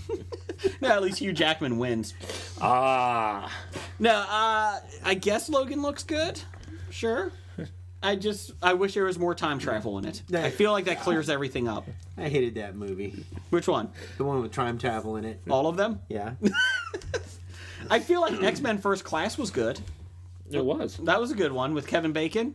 He was footloose in it. And everything after that has been kind of disappointing.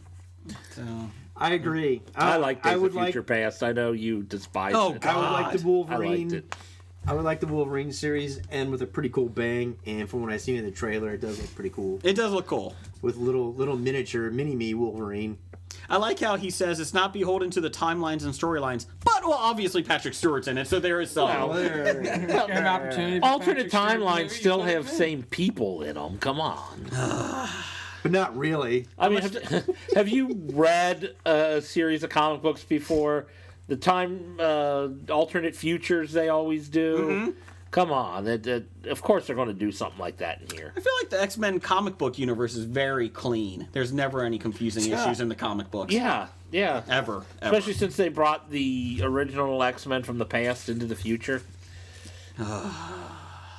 Yeah, it's great. We'll do a couple quickies here. According to the Hollywood Reporter, Anne Hathaway is in talks to join Rebel Wilson in the remake of Dirty Rotten Scoundrels. One, doesn't need a remake. Two, it certainly doesn't need Rebel Wilson. I love that movie. The original. Yes. Would you want a remake? Do you want a remake with Rebel Wilson? And Anne Anne Hathaway Hathaway. I could enjoy, Yeah. but Does it have the same sanctity as Ghostbusters?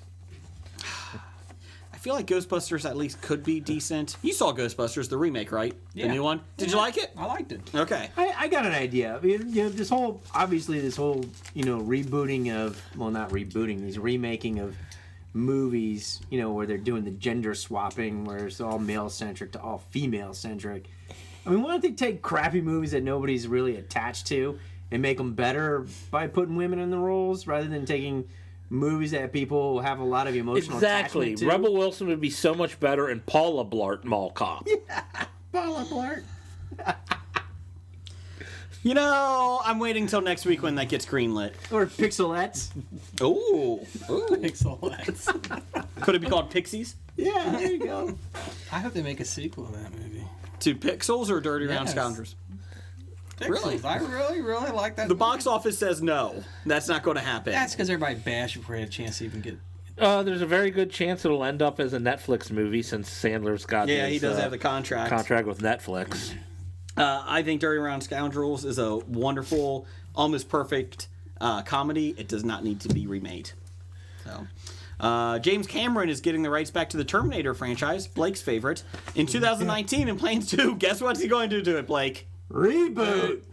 Might as well. Are they going to do it with a female T-100? I don't care at this point. Does anyone care about the Terminator franchise? Get Ronda Rousey to be the new Terminator. Fine. There you go. Ronda Rousey. I love Terminator. I love Schwarzenegger's Terminator. I saw the last one and I fell asleep. Yeah. So you got farther in than I did. I didn't watch the last I one. got about 2/3, and I don't even think I ever went back and watched it. I think I haven't seen the last two. Ronda Rousey could be in the remake, but it would only be 45 seconds. Oh. Poor Ronda. Speak for yourself. Hey, I think he was speaking for himself. I procreated. Shut up. Anyways, Only took 45 seconds. Or less. combined? Combined, yes. Does anyone care, though, about Terminator? No? Good. Okay, moving on. What are they going to do? They're going to throw another time travel thing into it? I mean, come on.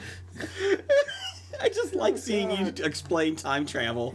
It is a wonderful thing in films. Oh, God, they've abused it. I mean, they did great with Back to the Future, but after that... Well, I'm excited because James Cameron, though, can't do it until he's done with his next 17 Avatar films, so that's Good awesome. point. Yeah.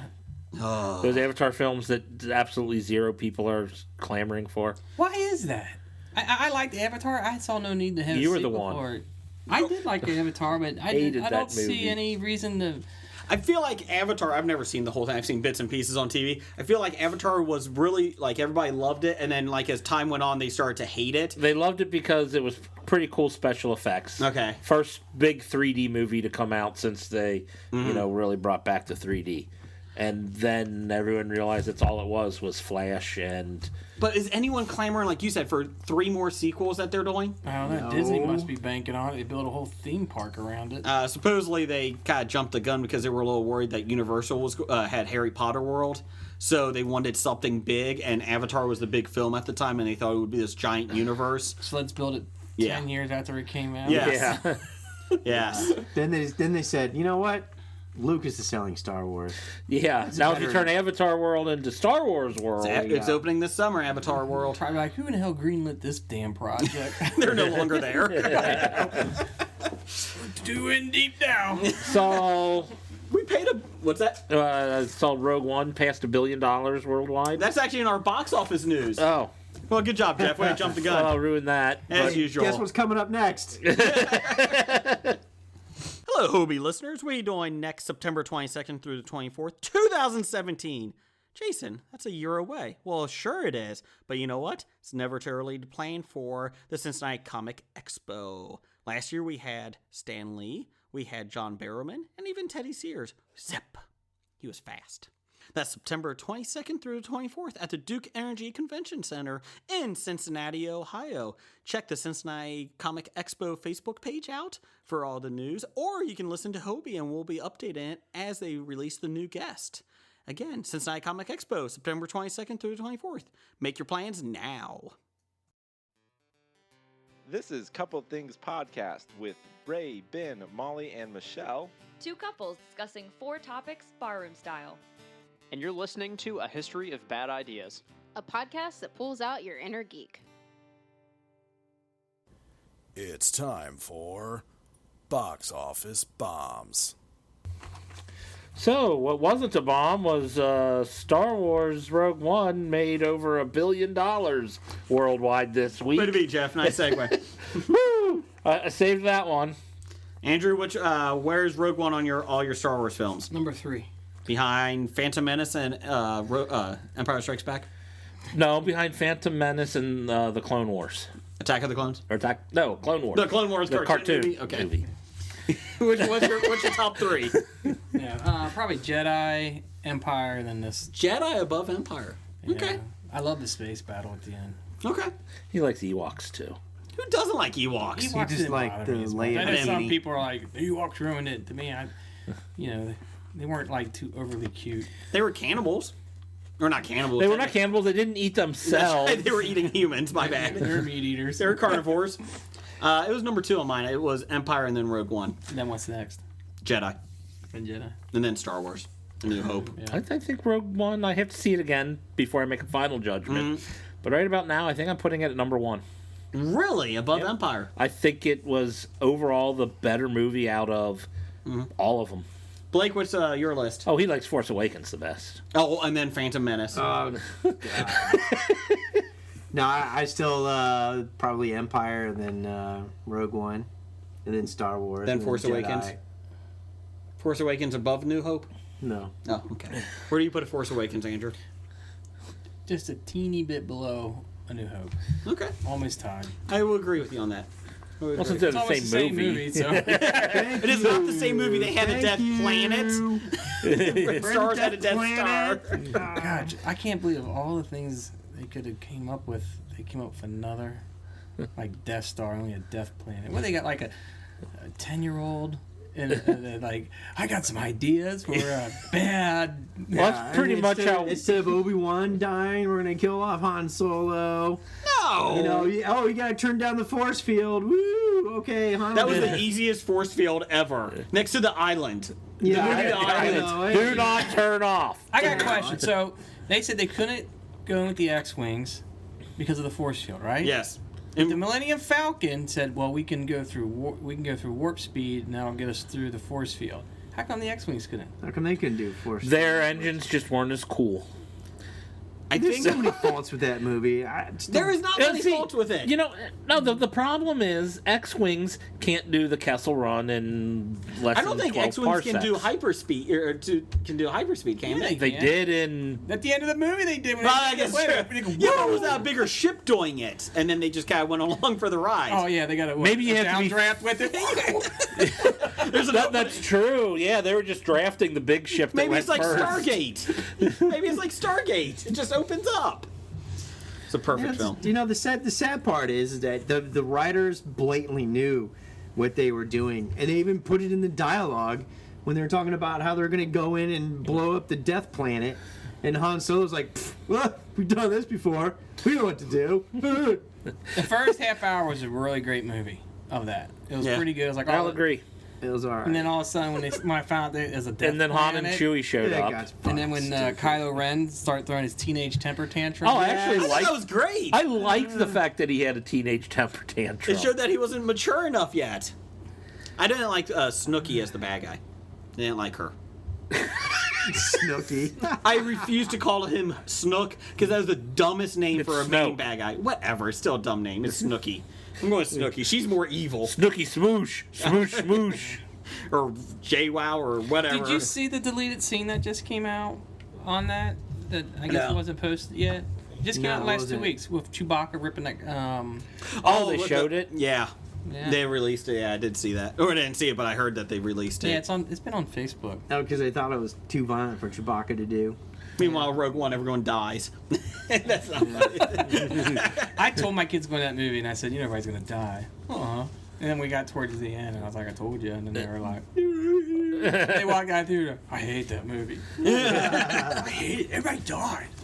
That makes it better. You know they died. Everyone sacrificed themselves You know to who get didn't the... die? Those 2 guys in the cantina in New Hope.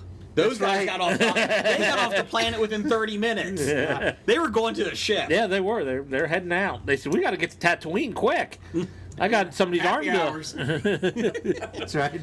I got some people to threaten in Tatooine. Some intergalactic bar hopping. They Ubered it. It was nice to see them in it. I did like it. I like how they put a lot of elements of a lot of the other Star Wars movies into it with cameo scenes. That was pretty cool. That made A New Hope to me almost a better movie. It did. Yeah, you'll never be able to watch A New Hope again ever, differently for the rest of your life.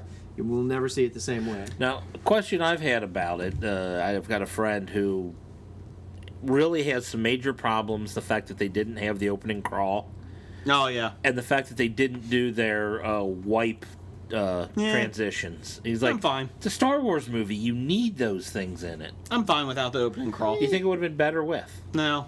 No. I don't need an opening crawl. I like that it was put right in. Have a good day. It was a Star Wars movie, but it's like its own little universe. I'm fine with that. Did you have any issues with Grand Moff Tarkin there? Like No, everybody. I knew like he was CGI. Yeah. Fairly quick, and I was just like, it's fine. It's acceptable. I know. I noticed it was, and it was acceptable. And I thought, honestly, I thought Leia was perfect. See, I thought it was CGI. different. I thought Tarkin looked better than Leia. See, I thought Leia looked better than Tarkin. Oh. But they both looked all right. 19-year-old Carrie Fisher looks better than 63-year-old Peter Cushing. Sure. I'll give you that. But I thought the CGI on Even with Daenerys Tarkin strapped looked to her better head. than the CGI I'm trying on to say Peter Leia. Cushing is not a sex symbol. He's that old in his Okay. career. I'm an ageist. I don't Okay. like old people. You are old people. I know, and people That's why older he's than got me. so much self-loathing. You have gray hair. You don't have to be old to have gray hair. It doesn't. It helps. We're having a family come over, one of our good friends, and they got 3 kids. They have not seen a single Star Wars movie yet. And you let them in your house? Well, we're going to show them Star Wars movies, and I was debating like how I should show it to them. Because they all want to come over and watch it in the movie room, so I'm thinking I'm going to go old school. Phantom Menace? Last 30 minutes. Last 30 minutes of episode 3. Then you go to Rogue One, then A New Hope, and then Empire, and then you watch them in order I that think way. we're going to do it is how they released them. That's the way you've got to watch them. How they. And I'm not going to release have them them. watch the original 3. Not the original 3, the prequels. So we're just going. I'm going to tell them they don't exist. These are Good person. These are the 6 movies. You save them a lot of angst. Or 5 movies right now. These are the 5 Oh, movies. well, that's how you were going to count the cartoon. No. Save them 6 hours of pain. Yeah, I'm going to say these are the 5 movies. There's other ones but those are generic ripoffs. That was some hack got his hands on the control of these. And Leave me alone, George. What else? What bombed at the box? oh yeah, that's right. We're doing bombs. Patriots Day, just another 6 million, and is down 49% from its last weekend. It has only made 23.5 million. A total of 26 worldwide. Yes. Wow. So no one outside of the U.S. cares about it. Made 2.5 million worldwide. On a $45 million budget. I think Poor we found the Marky Mark. Transformers. I think Marky, isn't going to do well on that. I guess there won't be a sequel to it. All right. Now, I know it's technically a bomb. Monster Trucks has made $22 million. $42 million worldwide on a budget of $125 million. Andrew, if you say you like this movie, we're going to I don't know if we can talk anymore. Technically, it's a bomb, but it made more money than they were actually expecting since it's been on the shelf for 2 years, and it's actually getting positive. January 2014 is when they Wait, they made this movie in 2014 and she's Yes. not getting rid They of made it in 2013. It was originally scheduled slated for to be 2014. I bet they realized it was so bad they just said, let's just... They took the write down. Paramount did a write down in their books last year for this of 115 million. They put it on their books last year as a write down. Yeah. So what if it makes money this year? Well, then they might have to redo their books, but I don't think it's going to. It's not going to make a lot of 40-some million dollars. Worldwide. And 47 it's- worldwide. It costs them 125 to make. And it's We already already did 22 in the U.S., right? total in 3 weeks. Oh, in 3 weeks. Yes, 2 or Yeah. 3 weeks. And they said it's. I think it was at number 8 this week. I saw a trailer for that. That looks awful. Oh, it looks horrible. But apparently, it's actually getting good It got reviews decent for people. reviews. For people coming out, critics hate it, but Yeah. the audiences coming out are giving it decent Just like reviews. Pixels. Probably, you might enjoy it, I don't think I'm going to enjoy it. but it's got Havoc in it. MacGyver. Same The guy. new MacGyver. New MacGyver. Or the old Havoc. Because I was craving a MacGyver show. What do you got, Jeff? Oh yeah, I was talking Rogue One. The reason I even brought it up. Yeah. 4 movies this year, over $1 billion. Zootopia. Zootopia, Finding Dory, Oh, okay. and Captain America: Civil War: Colon. Colon. Civil War. So all 4 movies, Disney properties. That was a good year. Hey, Blake, good thing that Disney really ruined Star Wars and the Marvel Universe. Yes. But anyway, this week, number one, Split made $40 million in its opening weekend on a $10 million budget. That's good news. Go M. Night. He's coming back strong. Hoping to get a sequel to The Village. Or The Happening. Oh, God, the trees. God. Oh, The trailers were good for The Happening. Everyone was jumping off the building. Yeah, it's like, what's going on? We got to watch this movie. It was the trees. Yeah, it was the trees. Triple X, The Return of Xander Cage, made $20 million in its opening week on an $85 million budget. Nope. Wow, $85 million they overpaid for Triple X. If that was a $20 million budget, then okay, maybe. Hidden Figures made $16.5 million, a total of $84 million on a $25 million budget. Maybe it just keeps going. Does. Oh, yeah, I'm trying to remember now with the Oscars. I think, was that up for Best Picture? I don't think it was up for Best Picture. I'll double check. I think it was because they were like 9 or 10 for Best Picture. There was 9 this year. Sing made 9. Oh God, my throat hurts on that. Did you see Sing? Sing made $9 million. Good man. Total of $249.5 million on a $75 million budget. I still want to know who's going to this movie. And La La Land made $8.5 million, a total of $84 million on a $30 million budget. Can we please stop talking about La La Land? I'm sure it's a good film, and I'm intrigued to see it, but I'm so tired of hearing about it. Yeah, well, next month it's going to win all the Academy Awards. Then we'll talk about it more. It's going to win. I know it is. I mean, the only reason it won't win is because people are burnt out on hearing about it. But I'm so tired of. It's like when The Artist won.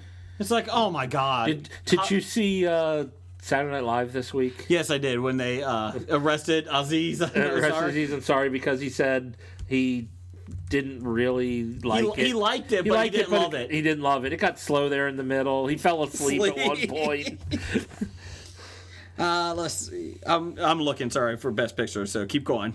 Upcoming this week, January 27th of 2017, Resident Evil, the final chapter. I've seen every Resident Evil. I don't know if I can watch this one. I'm trying to think if I've seen any Resident Evil. Do you if watch I did, Resident it's just Evil? The first. I've seen just the first one. Did you like it? Yeah, it's all right. I used to have them all on DVD, and then I was like, why do I have these all on DVD? Also upcoming, Resident Evil, A Dog's Purpose. According to PETA. Oh, yeah, that's getting a lot of flack now. That's not good.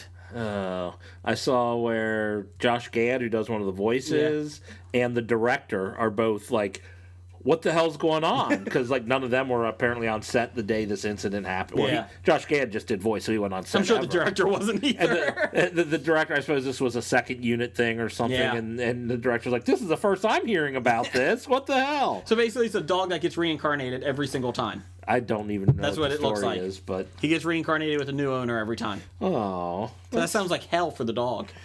I don't want to be a dog anymore. But if you like being a dog, it sounds like a great thing. Best Picture is La La Land, Moonlight, Manchester by the Sea, The Arrival, Fences, Lion, Hidden Figures, Hacksaw Ridge, Hell or High Water. So Hidden Figures is in there. Yes, it is. Stand corrected. La La Land's going to win because, Hollywood can't resist celebrating a movie about itself. They don't know why the Oscars ratings are down either.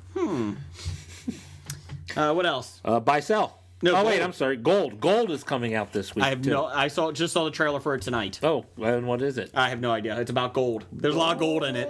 Gold in them thar hills? Yeah, pretty much. Is it the Gold Rush? I think it's a thief movie. Like gold. All right, buy, sell. Would you buy, sell James McAvoy? Or the stock in James McAvoy's career. How's that? Andrew, would you buy or sell the stock in James McAvoy? No comment. Oh, you can't comment on something like that. Damn it. Can you get James McAvoy as a guest? He just said no comment. I'm going with... I'll buy. I'd buy. I think he's got a long career ahead of him. I like him. Is he British? Yes. Okay. Scottish. Is he Scottish? He's Scottish. Yeah, Scotland is on the Isle of Great Britain, so yes, he's British. Okay. Blake, are you buying or selling? you know what? He's got all that great.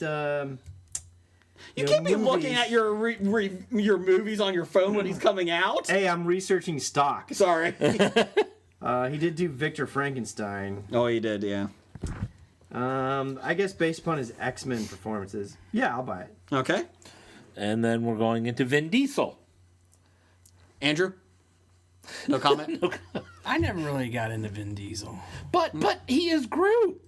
He is Groot. And he's an avid Dungeons and Dragons player. So I'm buying stock in him. I'll buy that then. I'm buying Okay, there you go. I am Groot? I'll buy it because it's just based on Groot. I wonder, does he do Baby Groot? Oh, I'm sure he does. I am Groot.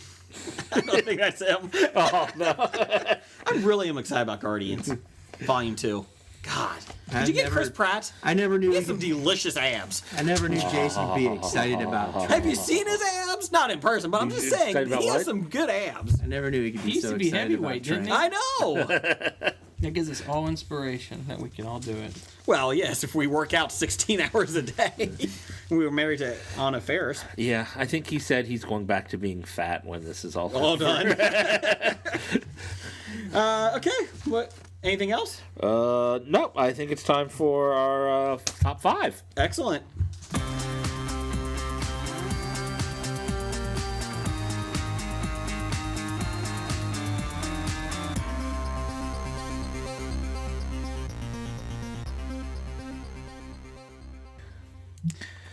What's our top 5, Jeff? Well, according to our little outline here, top 5 favorite fantasy films from the 1980s.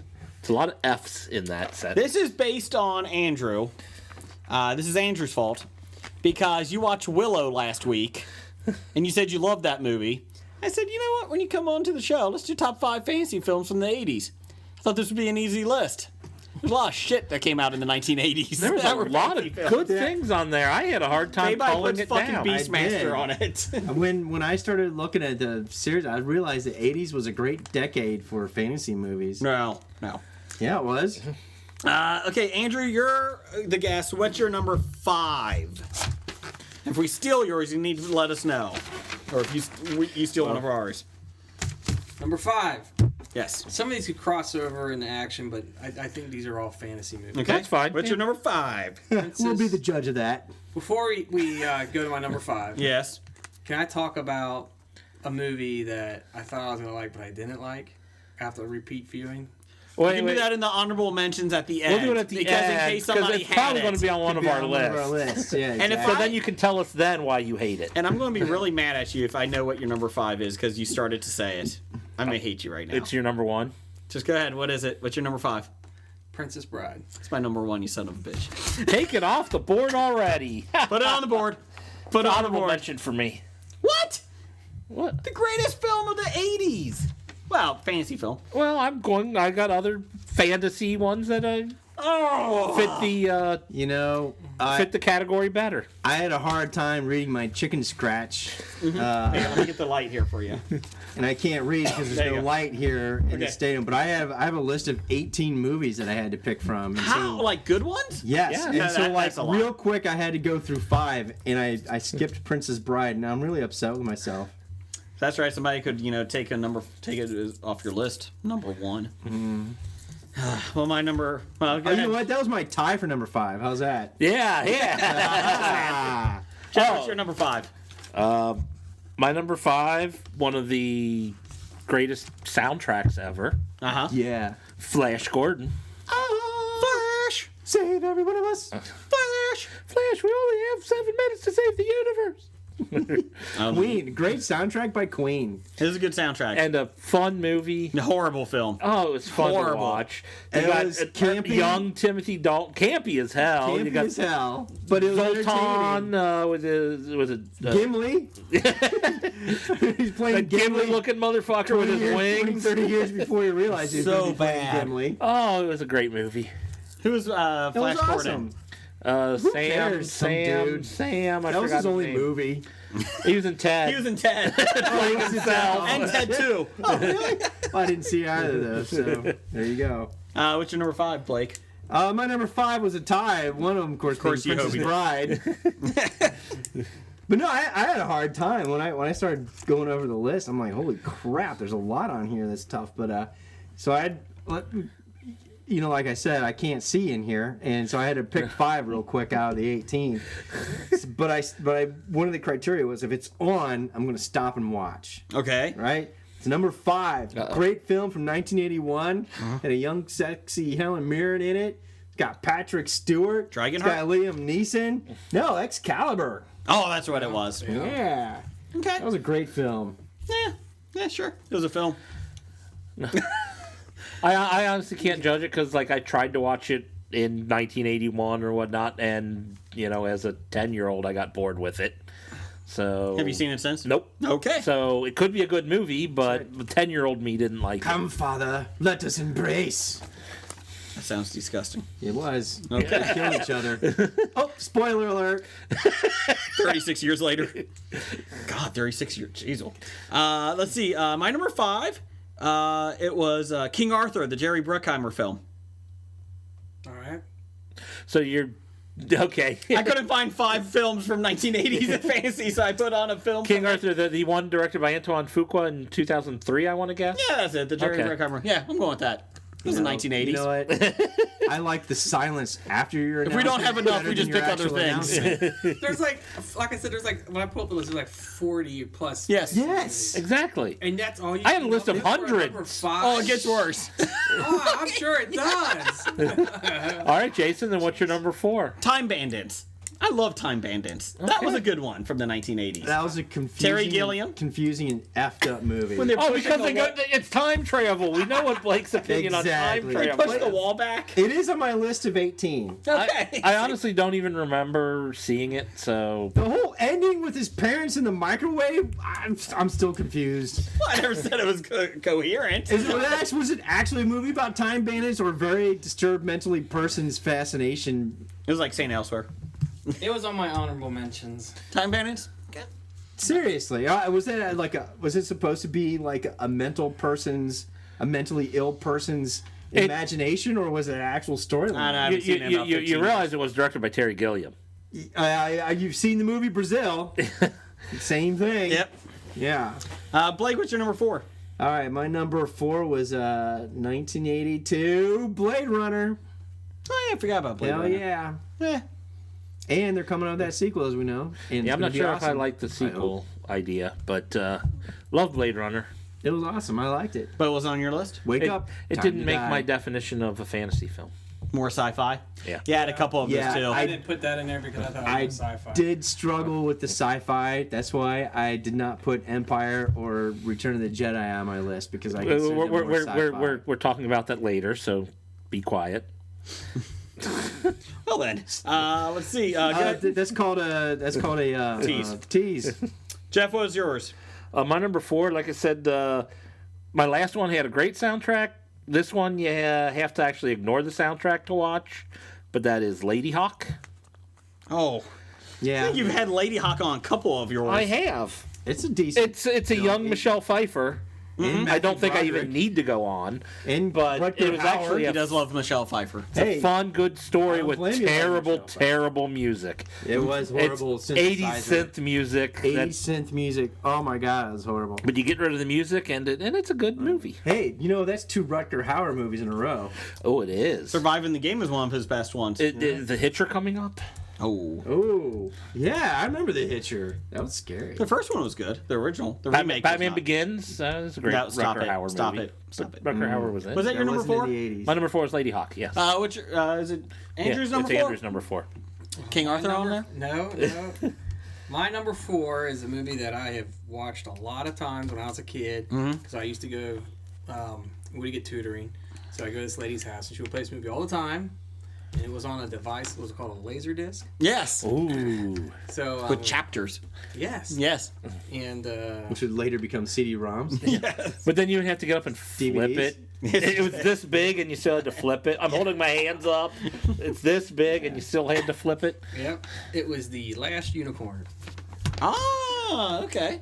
I don't That's know a that movie one. I feel like should be made in live action. Is that the cartoon? Yes. Okay. With the Red Bull and I did not see that. You never saw the. No. No. That was as cool The as... premise is a unicorn because there's a guy who is King Rainier, I think it is. He traps all the unicorns because he has an obsession with them. So he traps them, and he has a Red Bull, this big, huge Red Bull, all fire. The drink? No, not the drink. A big Red Bull. A actual Red Bull. And he hunts down all the unicorns. The Red Bull does, and he drives them out to the sea in front of the guy's castle. So he has them there all the time. And there's one unicorn left, and he's always looking for it. So it's pretty cool. I mean, it's definitely a fantasy movie, and it sounds like an allegory for child sexual abuse. Thanks. My number 4. I'm depressed now, man. So is The Last Unicorn better than Uni the Unicorn from the Dungeons and Dragons cartoon? Oh God, I hated Uni the Unicorn from the D&D cartoon.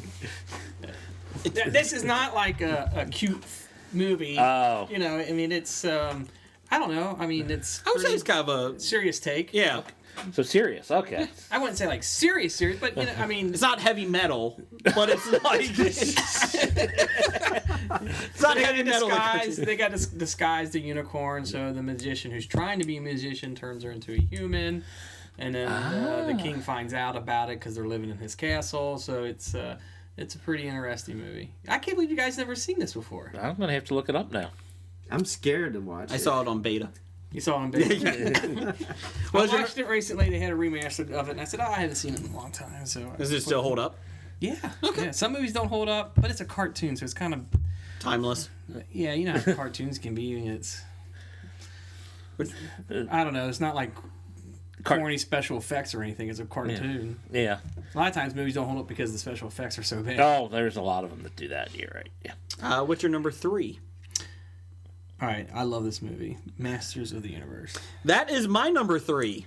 Is it? Yes, it is. The live action or animated? Live action. When at the end of the movie, when Dolph Lundgren pulls out the sword and says, "I have the power," man, I got shivers on my. What about when Skeletor comes up from the end after the credits and "I will be back" or something And he like wasn't. that? And then we're all like, "A sequel," and then it never happened. And then we're like, "Okay, this is going to take place on Eternia. Where's everybody at? Why do we have this little troll thing? What the hell? Where's Orca? Orca. Yeah. Orco. Orca wasn't even in the movie. No. What about Fisto? Fisto was not in the movie. Fisto's not in the movie. He's in the porn version. But it had a early appearance by what's her name, Courtney Cox. Courtney Cox is in it. Yeah. I enjoyed it. It was a So very that before or after 1980s she was dancing in the dark with Bruce? I think it was after. Okay. Well, I think it was 87. What was the name of her character? Womano? 87 came out. No, she was a Womano. human. They went to Earth, which is the dumbest thing. I didn't like that they went to Earth. Fimalia. Oh, and also Female. had the principal from Back to the Future. Huey Lewis? No, Oh. the principal. Oh, okay. The bald guy. Um, I don't know his name. I had my show last year. Oh God, I do remember now. Oh, now I can't remember. I had my show in 2015. John. George. James Tolkien. James Tolkien. Yeah, look at that. I'd get there eventually. You can rent it for $3.99. He has a classic line that nobody takes pop shots at Louis. Frank Langella, he chewed the scenery in that. God, Good for terribly. him. I love that movie. I did. I enjoy it. I mean, it's not like I would expect it He-Man to be. Say, what's your name? Man at Arms. No, I said, what's your name? Man at Arms. That was I'm not his real asking name. for your job. What's your name? Man at Arms. That's his military name. Better than Stinkor. Stinkor. Mossman. Roboto. Mecha Neck. The guy that had the neck that just Mecha neck. That was the stupidest character of all. What's your power? I got a neck that gets really long. I have binoculars. It's the same thing. We're fine. You don't have to worry about it. Go over there. If Robert was behind a wall, we gotta peer over. He's We'll always give you a ready to call. take action. He was actually better, though. Like you said, Moss Man. What's your power? I'm made of moss. I smell. Man.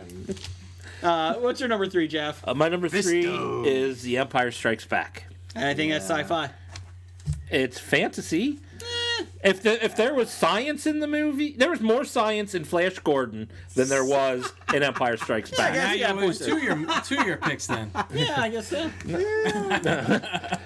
But you didn't yell at me and Flash Gordon was too sci-fi. I think I was more stunned that you picked Flash Gordon. You know I like that movie. I know you do. I don't know left how. all Star Wars out because I just assumed they would be sci-fi. You handcuffed me to the seat and made me watch Flash Gordon I on didn't vacation handcuff one you. year. Do you want me to get into my rant about why Star Wars is fantasy and not science fiction? You did that on episode 2. Yeah, but nobody heard episode 2. Please go. Actually, no, people do go back. Don't listen to the first 5. Please don't listen to the first 5. I mean, it's to be science fiction, there has to be an advancement of an investigation of a scientific principle. There's nothing in Star Wars that they're advancing, or no science in there at all. Hyperspeed. It's real. Anyways, yeah, you know what? There's as much science in George Lucas's American Graffiti as there is in Star Wars. Like, we got combustion engines in our cars. Is as much science as we can drive in hyperspace. That's it. There's no investigation. There's no furthering. It's fantasy in space. What about land speeders? Exactly. Same thing. I don't think you know what science. Yeah. Move on. Blake, what's I don't think you know what science is. Thank you, Mr. Trump. I'm still trying to figure out what Jeff said. Don't. What's your number 3? All right, number 3. Present alternative facts. Yes. Yeah, alternative science. Alternative science. Alternative science fiction is what Star Wars is. Alternative science fiction. I mean, I'll tell you, number 3, I actually, for this movie, 1988, I actually based a D&D character off of Mad Mardigan. Yeah, Willow. Fuck you. And also, a fascination with redheaded Joanne Whalley. I brought a picture. So we could look at it. Oh, that is Joanne Whalley. How old was she in this? Old enough. That's somebody we should have at the convention. I agree. I assume that's why you have her picture. We have a stock photograph of Remy LaCroix if you'd like to see it. Do you know who Remy LaCroix is? I'll get that for you here in a second. It's a gift from a listener. A listener sent this in for us. Jason needs to get out of unfortunately, hiding. she became Joanne Whalley Kilmer after the movie. She Yes. did marry Val Kilmer, but that was pretty cool. Yeah, that's a fan. But her brother went on to be killed in Pulp Fiction. Yeah, that's true. Go on there. Well, see, Remy LaCroix is a beautiful porn star that Blake has a fascination with until I started impersonating her. Now he can't watch her. Anyways. He's ruined it for me. Willow is hands down, that was my number 1. Okay. I've watched that movie probably 100 times. Yeah, well, you said you wanted to do fantasy because you just watched the movie Willow recently. I said that because I didn't mean it to knock off your number 1. That's right. You could have said that was the superior number 1. You can make another number 1. That's the whole reason we're doing this list. You could have an alternative number 1. Honorable mentions, but I don't. Yeah, you can have an alternative fact number 1. How's that? My number 3 is Masters of the Universe. My number 2 is a tie. I hobied it. It was Cave Dwellers because Mystery Science Theater did a really good job on it. Was it from the 80s? Yes, I did check. It is 81. Fact check. And I'm not talking about the original movie. I'm doing the Mystery Science Theater version. That's fine. That's the only way you can watch Man of Hands of Fate. And you said fantasy film, so I kind of took it to interpretation. I took Karina Harney, Playboy Playmate 1991. I feel like that's a fantasy. So I'm going with her. 1991. Yeah, it's outside the 80s, but she's so good. She spans all decades. It wasn't even a movie. It was just a video of her being naked. Yes, Karina Harney. Look it up. Oh, Karina. I thought I was going to make the first fantasy movie joke. I was waiting for you. Yeah, you beat me. This is what happens when I have no fantasy films in the 1980s. I was actually behaving. Yeah, you shouldn't. Yeah. Oh, Karina. What's your number 2, Blake? My number 2 is I hope it did. I have 13 movies at number 2. I'm going to read off my entire list. No, I'm joking. No, my number 2, of course. You know what old Jack Burnett at the time would say like this. The check is in the mail. I don't know what you're doing. I don't either. Big Trouble in Little China. Oh, That's right. So you really didn't know that? Yeah. That's Never on saw my it. honorable mention list. Good. It's a good movie. I never saw it. What? Never saw it? Never saw it. Big I Trouble thought in you Little would China? see that. I haven't seen it. Oh, a girl with dragon green eyes. Yeah. Yeah. I can't believe you haven't seen that. Shocked. Really? So, are you fucking serious? I'm serious. I never saw it. That was Kurt Russell channeling John Wayne. Well, that might have been why I didn't see it, because in a he's channeling John fantasy- Wayne. No, it was great. It fits the movie perfectly. But I hate John Wayne and everything about him. But this is funny. Oh. Oh, Mr. Neko. Just brought Mechaneck out. Oh, Mechaneck. Sorry, not Neko. That's a wafer. It's Waffle Ian. What's your number 2, Jeff? Waffle thing. My number 2 is we're going back to great soundtracks. Going back to Queen again. Highlander. Fuck. Is that your number 1, Jeff? It's my number 1. I told you what my list was before we even showed up here. Wait a minute. I still had to make it number 1 because it's still one of my favorite, fantasy movies. 1986. It was awesome. Here we are. It was awesome. And then they ruined it with Highlander 2. Then they that didn't screwed up exist. with 3. Then they did the Highlander series, which is even worse. It wasn't worse than Highlander 2. I feel like Highlander Mario Van series Peebles one was good. Shut up. Shut up right now, Jason. Can we get Mario Van Peebles to the expo? He was in Posse. Love that Cloud movie. McCloud of the Cloud McCloud. He was in Highlander. Of the Cloud McCloud. I There can only be one. Locked in the year blah blah blah blah. There can only be one until we need a sequel and a TV series. Damn it! Give me the prize. Yeah, that's a great soundtrack. Queen's got some great movie soundtracks. They did Flash. They did Highlander. Iron Eagle. Well, one song for Iron Eagle. Louis Gossett Jr. was awesome in that. Did they do the soundtrack for Iron Eagle 5? Unless they kept using the same song, probably not. No. Andrew, what was your number 1? Willow? Willow, yeah. Okay. You know my number 2 You get number 2, yeah. We got to hear that number 2 first. What's your number 2? Conan the Barbarian. Ah, okay. So it's on my list. Honorable mention? No. That soundtrack, again, another great soundtrack. That's great background music for Dungeons and Dragons. It is. Was Brigitte Nielsen the first one? No, it's Red Sonja. Oh, sorry, my bad. Okay. My favorite part in that whole movie is when he comes back to life and he's out there on the desert beach or whatever it was. Yeah. Swinging his sword around with the... That was pretty badass. Mm-hmm. You like the swords. Yeah. I do like sword movies. Just not as good as Jason Momoa's portrayal, though. No, Don't man. get that. There's only one Conan. Now, Oh, you'll comment about Jason Momoa, but not anyone, not James McAvoy. Interesting fact. You get Jason Momoa. The Red Sonja movie, he doesn't actually identify himself as Conan because of copyrights and all that other kind of stuff. It's on my honorable mention. But Red they had Sonja. to. But he was supposed to play it, but the guy who directed the Conan or the regular film that had the film rights, they wouldn't let him do it or something along those lines, so they just put him in it anyways, and they didn't refer to him as Conan. He was just the barbarian. He was just a guy Cohen. that was kind of like Conan, but he was basically playing Conan, but he wasn't. The funny thing is like I already knew it was Conan. Yes! Anybody who saw the movie like, oh, it's Red But Sonja his and name Conan, isn't but it's not Conan Conan. in Red Sonja. And he looks like him. He's got the sword similar to him. But they can't use the name Conan. But it's the same thing. Yeah, That was exactly. a great movie, The Red was. Sonja. I haven't seen that in a long time. I wonder if that holds up. I liked Conan the Destroyer better. Was that the Really? sequel? That was the sequel.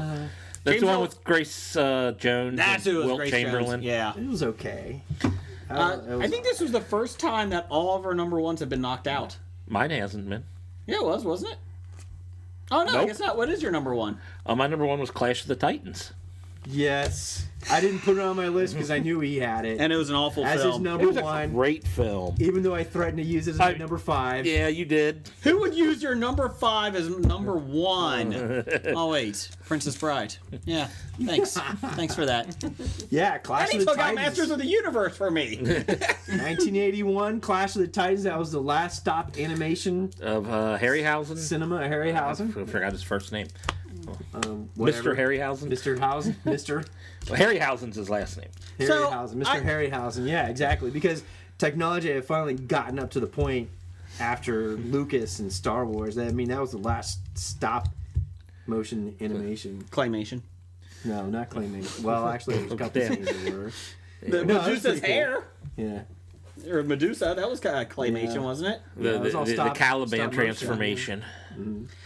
So I had cool. 3 legitimate films on my list, and Andrew took out 2 of them. Thanks. I wasn't even sure how legitimate those were. So. Time Bandits, Masters of the Universe, and Princess Bride. I had 1985 Legend. Oh, yeah, Tom Legend. Cruise. I thought that was a good Cruise movie. Legend. That's what I thought he was talking about when he was talking about The Last Unicorn. No, yeah, exactly. And then Legend had a great soundtrack. It was John Anderson, I and ain't seen that Tangerine in Dream, forever. and it had Brian Ferry's song. Is Your Love Strong Enough? That was pretty good. What else was on my list? I think we almost hit every other movie on this list. I had Highlander, Time Bandits, Flash Gordon, Empire, Jedi, Legend, Clash of the Titans, Excalibur, Conan, Princess Bride, Willow, Big Trouble in Little China, and Blade Runner. All these movies we talked about. Yep. On my list. Did you have any other ones, Andrew? Time Bandits, Highlander, Big Trouble, Red Son, Call. There was one movie. Crawl. Oh, God. I remember the video game. Oh, there's a horrible video game, too. Yeah. I have not seen it in a long time, but I put it on my list. I do remember watching it and enjoying it, but I wonder if it. I got a feeling it doesn't hold up. I doubt it. There's one movie that I loved as a Adventures kid. in the Forbidden Zone, the 3D movie. What was that movie? Remember something in the Adventures of the Forbidden Zone? It was horrible. I don't know. I have no idea what you're talking about. So it must be horrible. It was in the 80s. Trust me. Look it up, Jason. I'm looking it up. All right, here's the one movie that I watched probably about 2 years ago. My kids begged me not to make them watch it ever again, and I said, "This is a great kids movie," and they hated it within 15 minutes. The Never-Ending Story. I agree with them. I agree Awful with them, film. too. I loved it as a kid. About 2 years ago, I bought the Blu-ray because they digitally remastered it, and I said, "I'm gonna watch this." I'm gonna say, "Kids, I got a great movie." It was in the bargain bin for $2. And they were like, everybody left the room. No. They were like, "We never want to watch that again." Yeah, I know it was. I'm so sorry. It was huge for people, I suppose, just younger than me because I was too old for it when it came out, and apparently, everybody thinks of that fondly or whatever, and I'm like, I don't know how. I thought of it fondly until I watched it recently, and I was like, I don't know, stand able to watch it all the way through, and just wow, I really love that movie as a kid. I don't know what happened. Although speaking of it, it did have a great theme song, as performed by Lamal, the lead singer of Kajagoogoo. Yes, that's what it was. It was called Blake's thing, Space Hunter: Adventures in the Forbidden Zone, 1983. That was a horrible movie. A crash-landed salvager, Peter Strauss, meets a waif, Molly Ringwald, and saves women from a cyborg, Michael Ironside on Terra 11. Oh, Michael Ironside? He saves women from a cyborg. Yeah, it's a horrible movie. It was 3D, and I remember being there in 3D. It was like a horrible Space Invaders video game movie almost, because a lot of the 3D was a guy shooting a laser is coming right at you. Ernie Hudson was in it. Oh, God. Yeah. Yes. Here's the best part. If you could rent it from YouTube or from iTunes. Did they actually pay you to rent it? No, or you can go to YouTube and it's all on there for free. Yeah. Allegedly. So 18% on Rotten Tomatoes. Molly Ringwald's big I bomb. bring up a movie that hopefully you all seen, and because you said Empire Strikes Back, there's no science in it, so you said it's a fantasy. I got another movie. All right. That I like to throw out then that I considered Ice Pirates. Oh God, I do remember that. I barely remember. Was that the funny one? Yeah. Okay. Yeah. I saw it. Where they taking I remember laughing when it was on. all the men on that one planet. Oh yeah. Maybe that's why I tried to shut it out.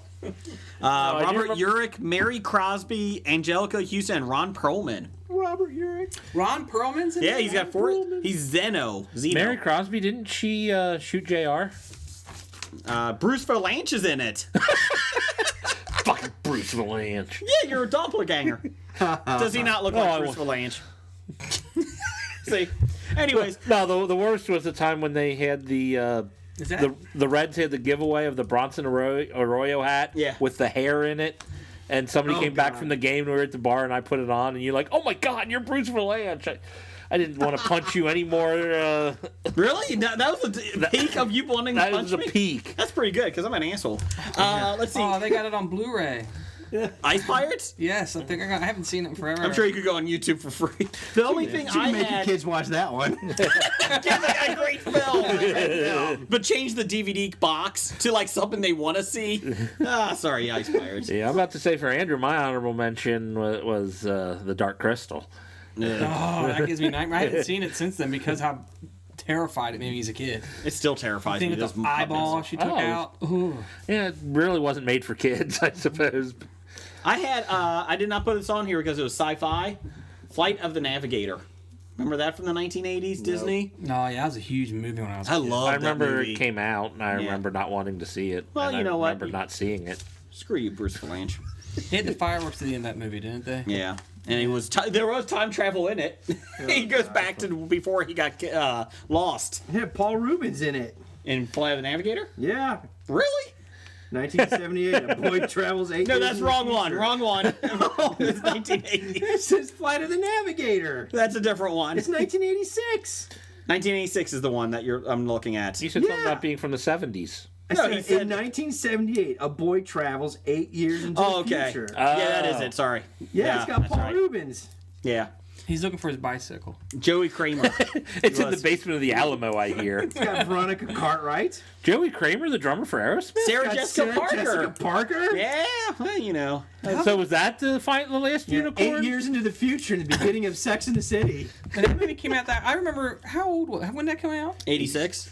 All right, so I was 8 years old. I remember that being a big movie and going to the theater and watching It's it. got Howard Hessman. Oh, well, it's got to be good. Yeah. Howard Hessman. Sarah Jessica Parker. Okay, so there is your top 5. Andrew, thanks for coming on. Yes, thank you, Andrew. Cincinnati Comic Expo, September 22nd through the 24th. Go to CincinnatiComicExpo.com. And Buy your tickets now. Yes, they're half off through Monday. And bad idea of the week. I think we've had this before, but it's so bad we're going to do it again. We're going to say number 87, building Avatar Land in Disney World. I feel like that's a bad idea. one. That's bad. Horrible. Especially now that you own Star Wars. Yes. Really, that beat out making volunteers pay to volunteer at your con. Andrew, I'll answer this one for you, Andrew. No comment. Okay. Roger says goodbye. Goodbye.